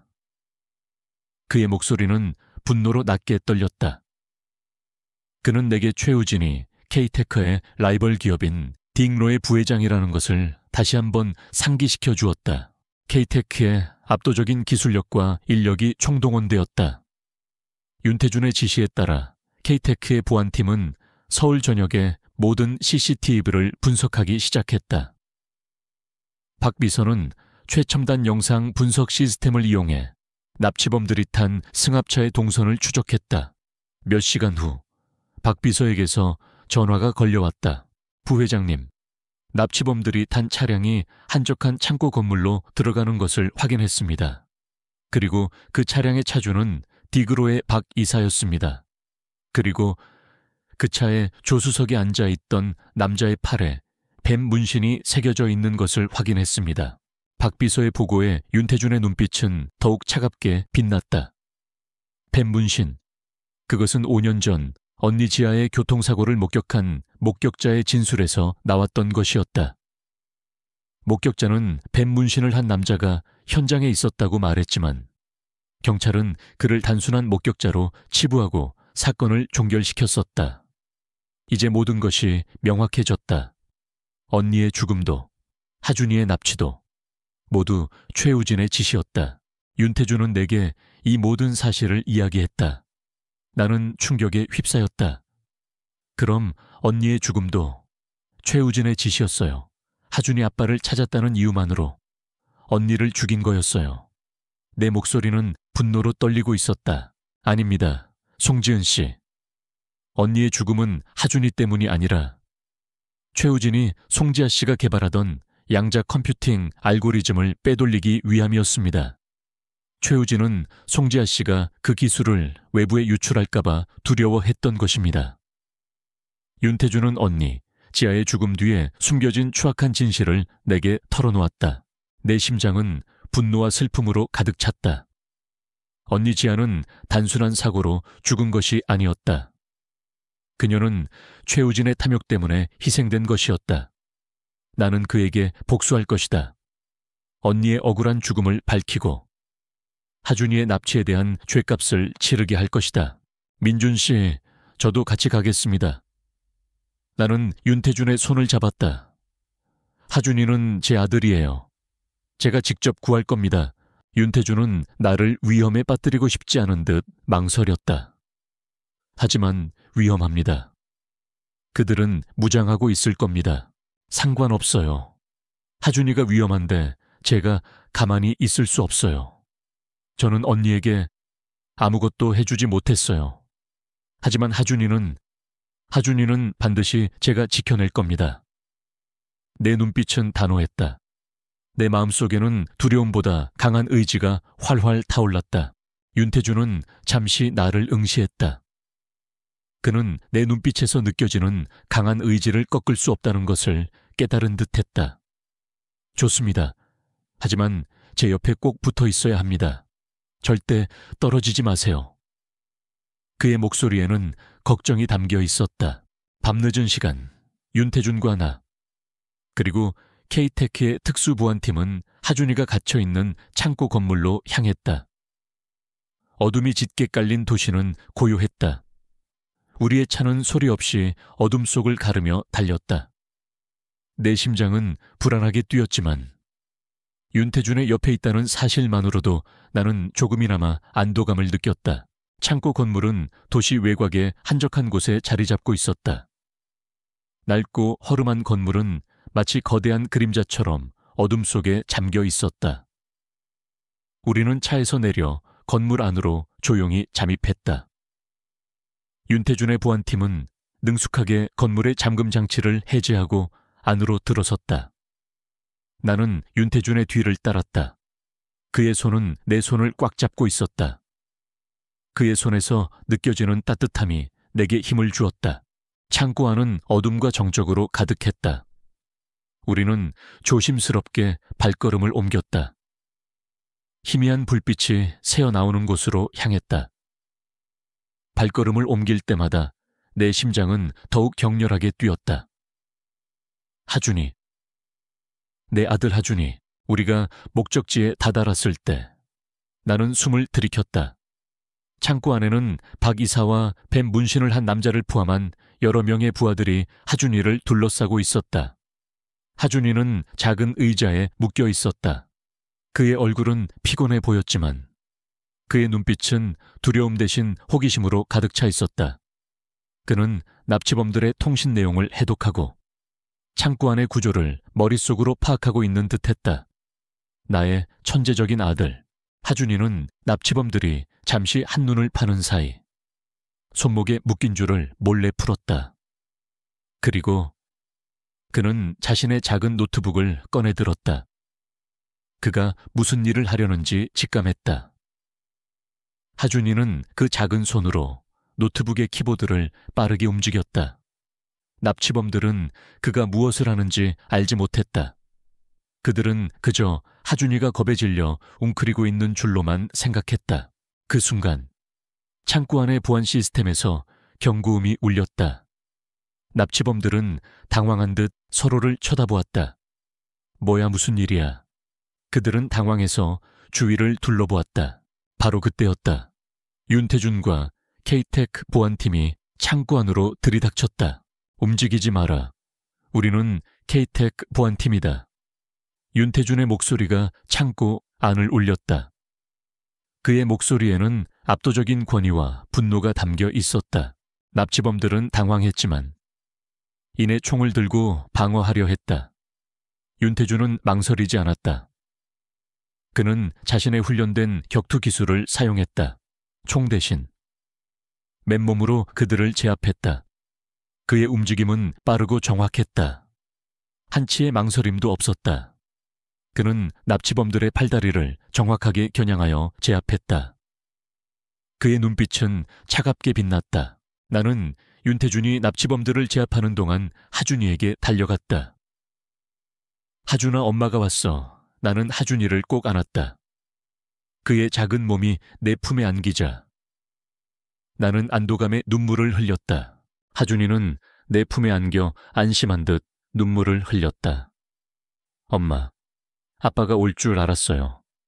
그의 작은 목소리가 내 귀에 속삭였다.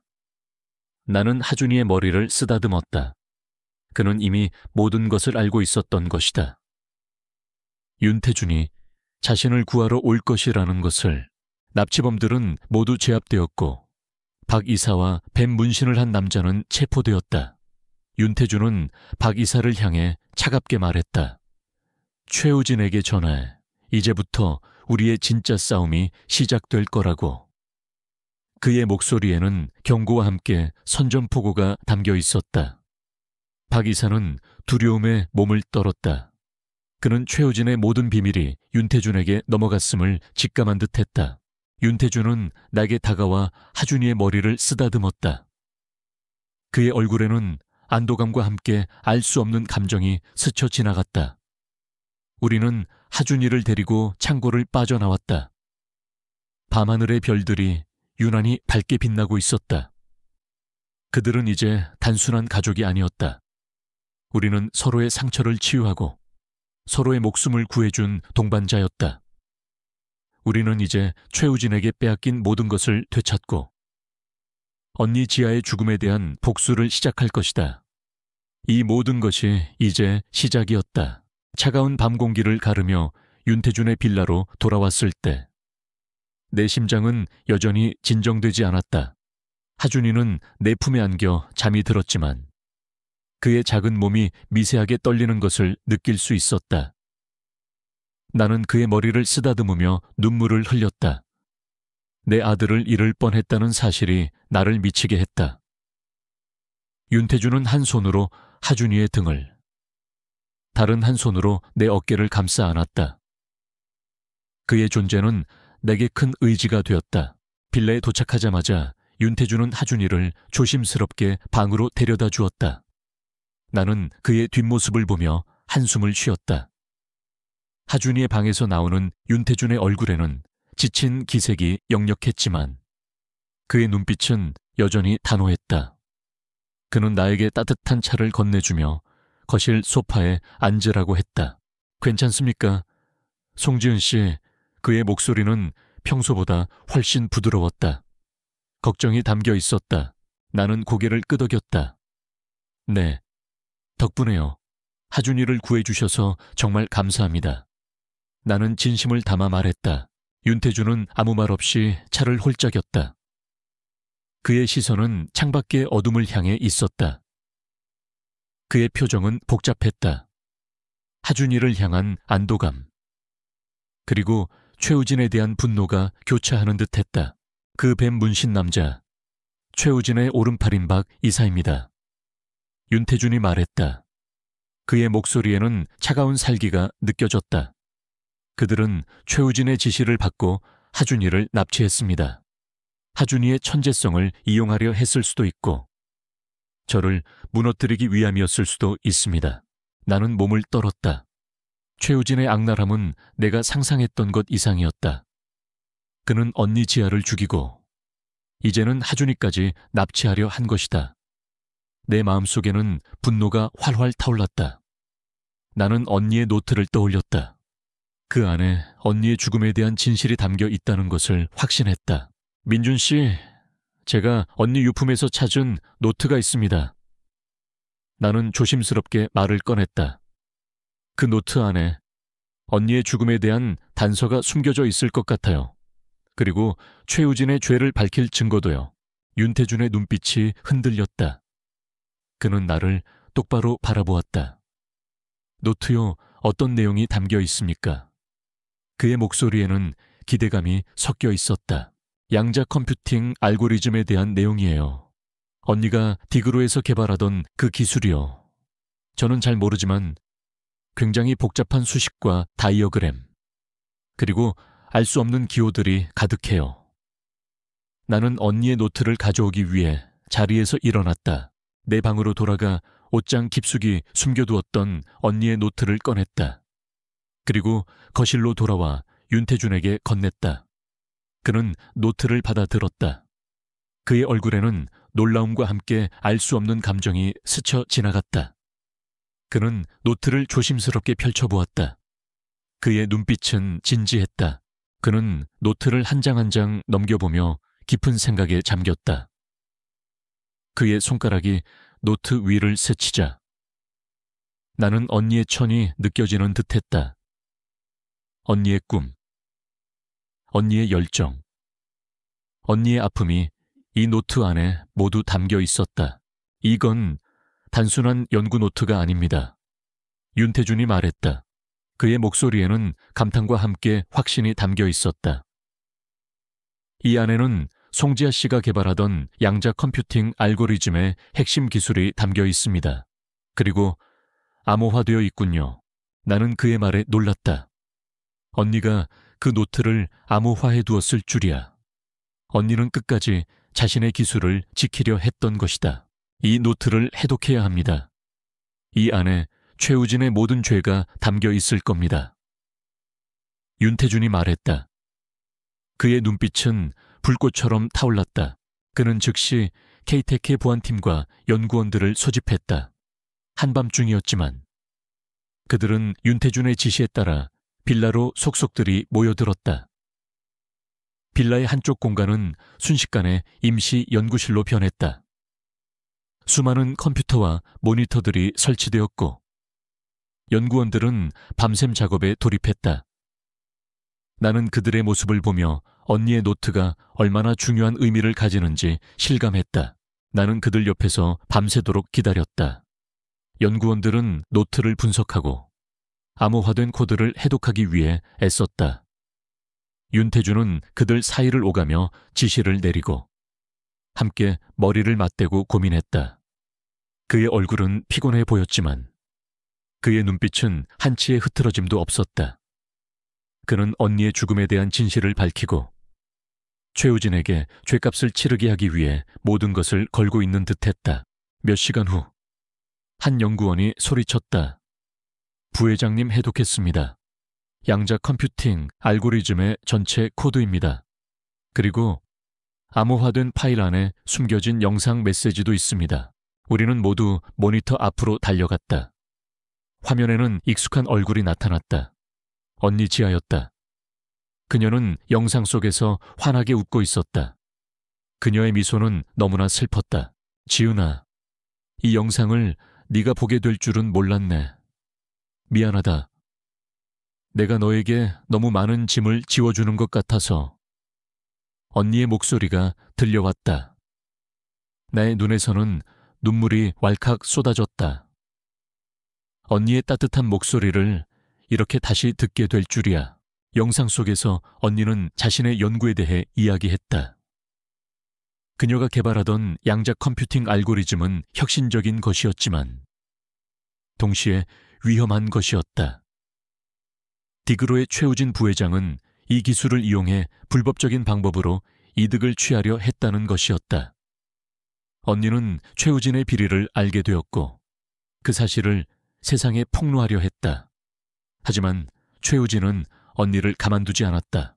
나는 최우진에게 살해당할지도 몰라. 그는 이 기술을 차지하기 위해 어떤 짓도 서슴지 않는 사람이야. 만약 내가 사라진다면 이 영상과 노트 안에 있는 모든 증거들을 세상에 공개해 줘. 그리고 하준이를 부탁해. 언니의 목소리는 떨렸지만 그녀의 눈빛은 단호했다. 나는 소리 없이 흐느꼈다. 언니는 죽음을 예감하고 있었던 것이다. 그리고 그녀는 마지막까지 자신의 기술을 지키고 최우진의 악행을 세상에 알리려 했던 것이다. 그녀는 단순히 사랑에 상처받은 여인이 아니었다. 그녀는 자신의 꿈과 정의를 위해 싸우다 희생된 용감한 연구자였다. 영상은 계속되었다. 언니의 얼굴에는 미묘한 미소가 떠올랐다.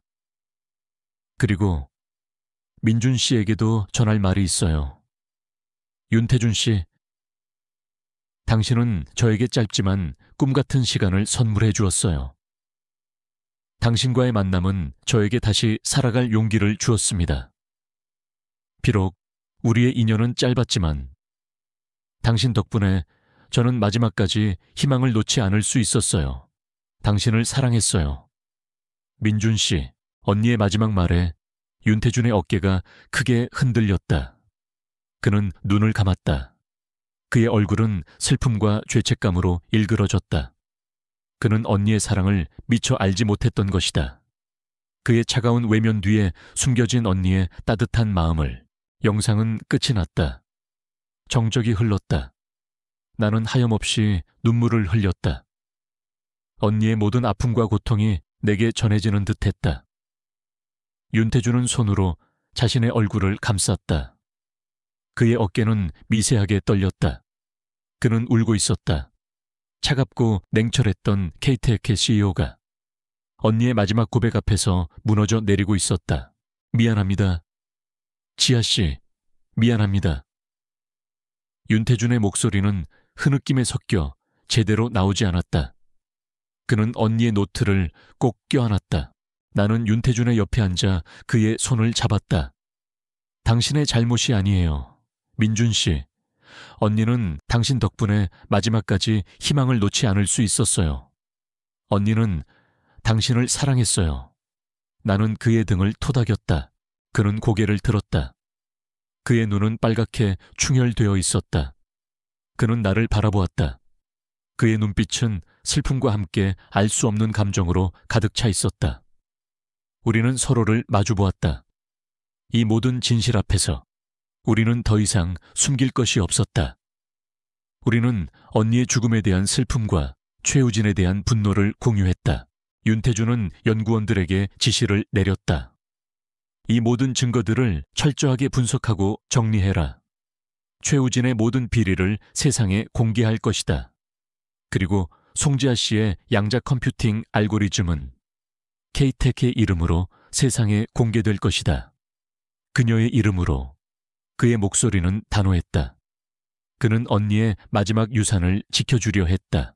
나는 윤태준의 옆에 앉아 그의 어깨에 기대었다. 그는 나를 안아주었다. 그의 품은 따뜻했다. 우리는 언니의 죽음에 대한 슬픔 속에서 서로에게 위로가 되어주었다.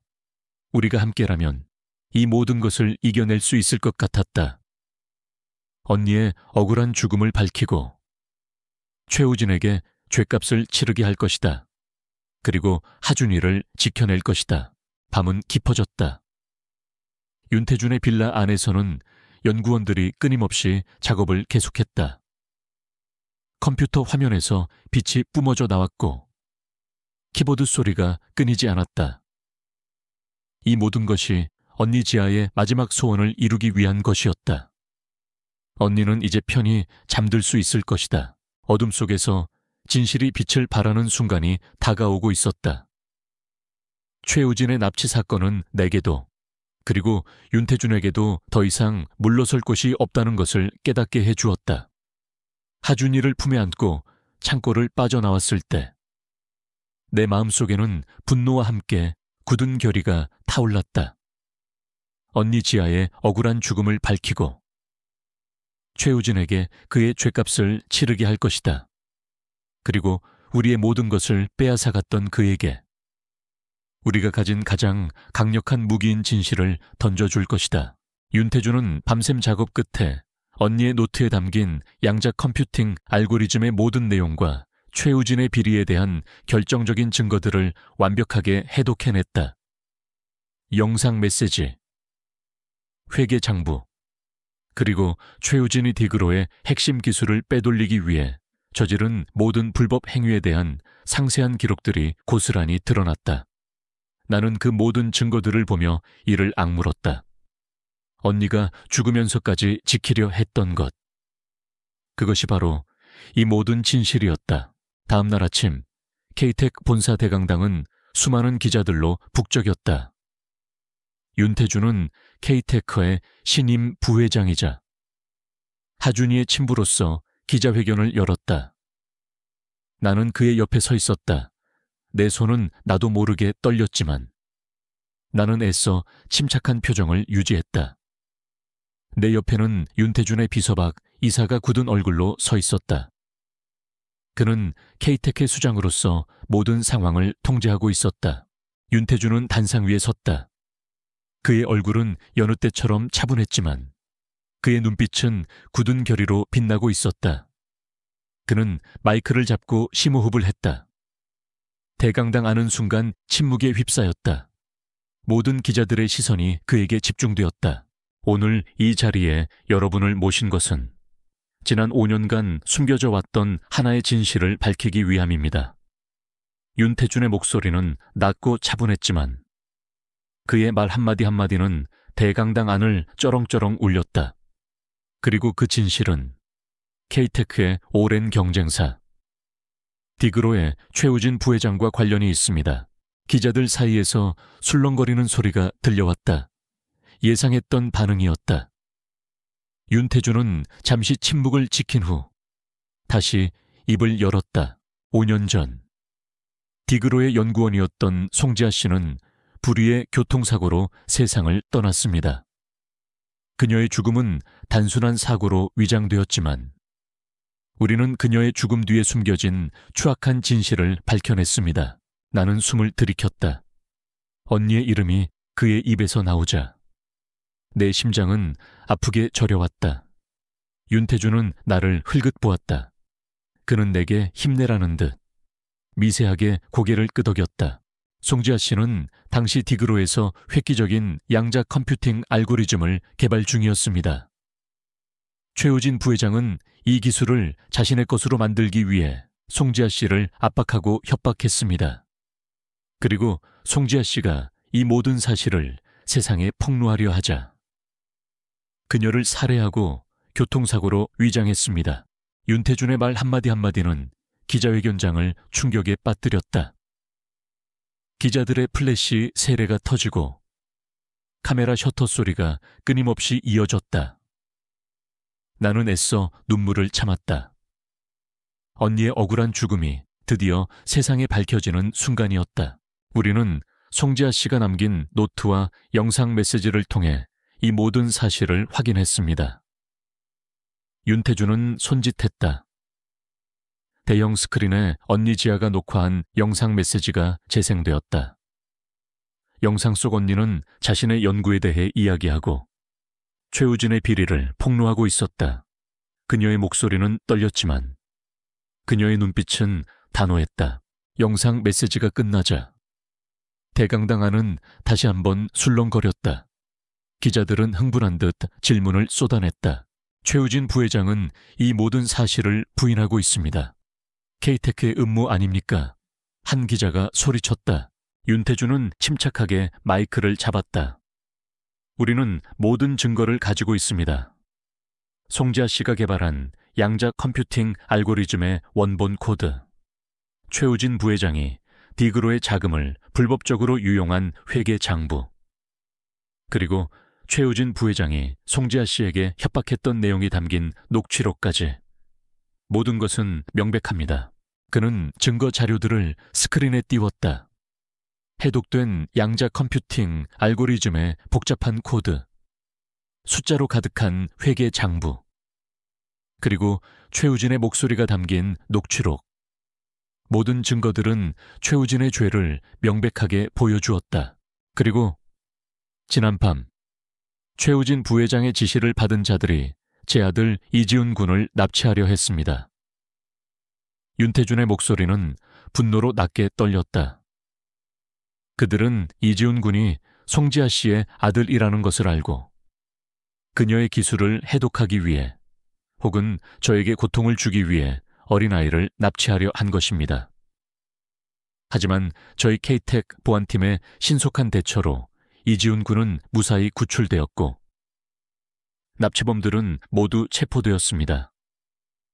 그 과정에서 저희는 최우진 부회장의 오른팔인 박 이사의 자백을 통해 이 모든 것이 최우진 부회장의 지시였음을 확인했습니다.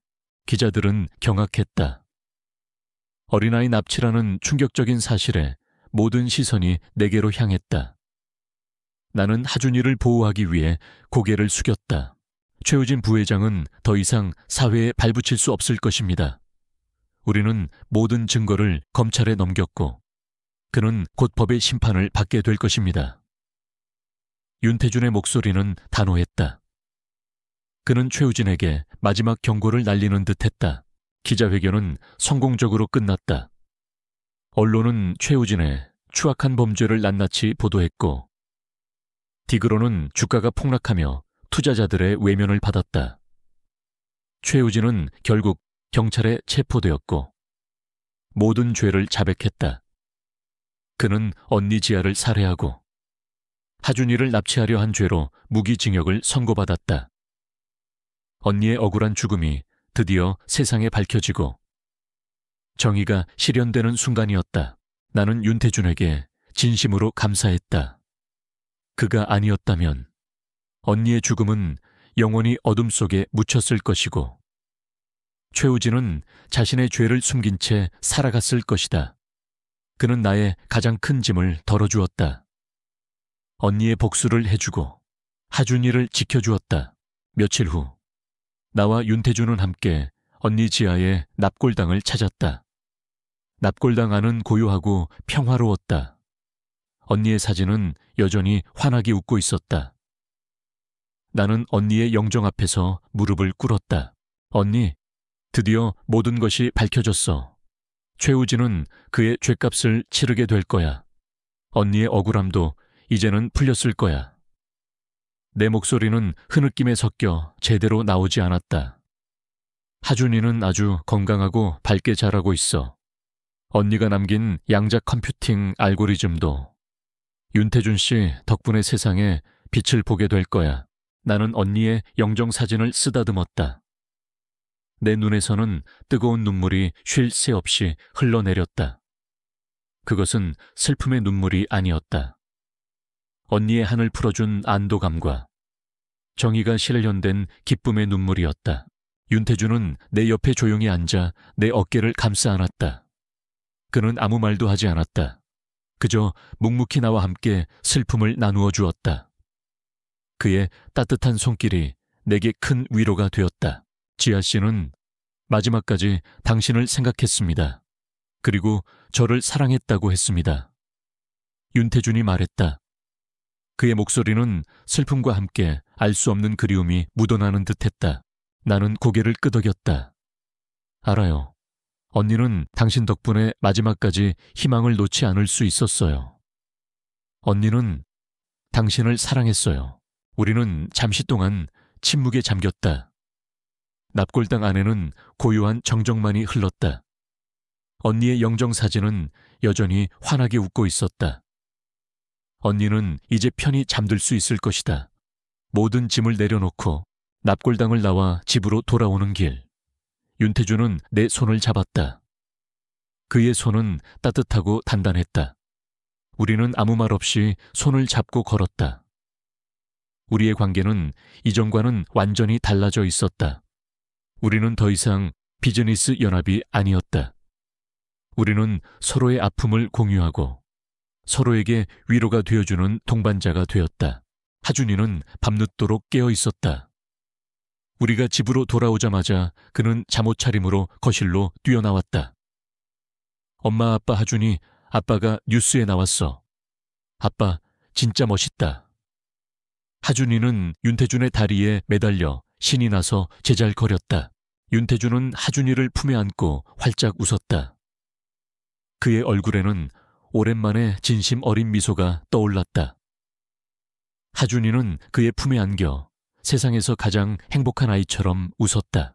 나는 그 모습을 보며 미소를 지었다. 우리의 삶은 최우진의 악행으로 인해 큰 상처를 입었지만 동시에 그로 인해 우리는 서로를 찾고 진정한 가족의 의미를 깨달을 수 있었다. 언니 지아가 남긴 마지막 유산은 단순히 양자 컴퓨팅 알고리즘이 아니었다. 그것은 우리를 하나로 묶어준 사랑과 진실의 끈이었다. 그날 밤 하준이가 잠든 후 나는 윤태준과 함께 거실 소파에 앉았다. 우리는 아무 말 없이 와인을 마셨다. 창밖으로는 밤하늘의 별들이 반짝였다. 이 모든 것이 마치 꿈처럼 느껴졌다. 지은 씨, 이제 모든 것이 제자리를 찾은 것 같습니다. 윤태준이 말했다. 그의 목소리는 나지막했지만 그 속에는 안도감이 가득했다. 네, 민준 씨 덕분이에요. 당신이 아니었다면 언니의 죽음은 영원히 어둠 속에 묻혔을 거예요. 그는 나를 바라보았다. 그의 눈빛은 알 수 없는 감정으로 가득 차 있었다. 그는 내 손을 잡았다. 그의 손은 따뜻했다. 나는 그의 손을 잡고 그의 눈을 마주 보았다. 우리는 서로에게 위로가 되어주고 서로에게 의지했다. 우리의 관계는 서서히 변하고 있었다. 처음에는 하준이를 위한 계약적인 관계였지만 이제는 서로에게 없어서는 안 될 존재가 되었다. 우리는 함께 아픔을 나누고 함께 진실을 마주하며 함께 하준이를 키웠다. 이 모든 과정을 통해 우리는 서로에게 깊은 신뢰와 사랑을 느끼기 시작했다. 나는 그의 어깨에 기대었다. 그의 품은 따뜻하고 편안했다. 나는 그에게서 언니의 흔적을 찾는 것이 아니라 온전히 그 자신을 느끼고 있었다. 그의 강인함, 그의 따뜻함, 그리고 그의 진심. 나는 그에게서 새로운 삶의 희망을 보았다.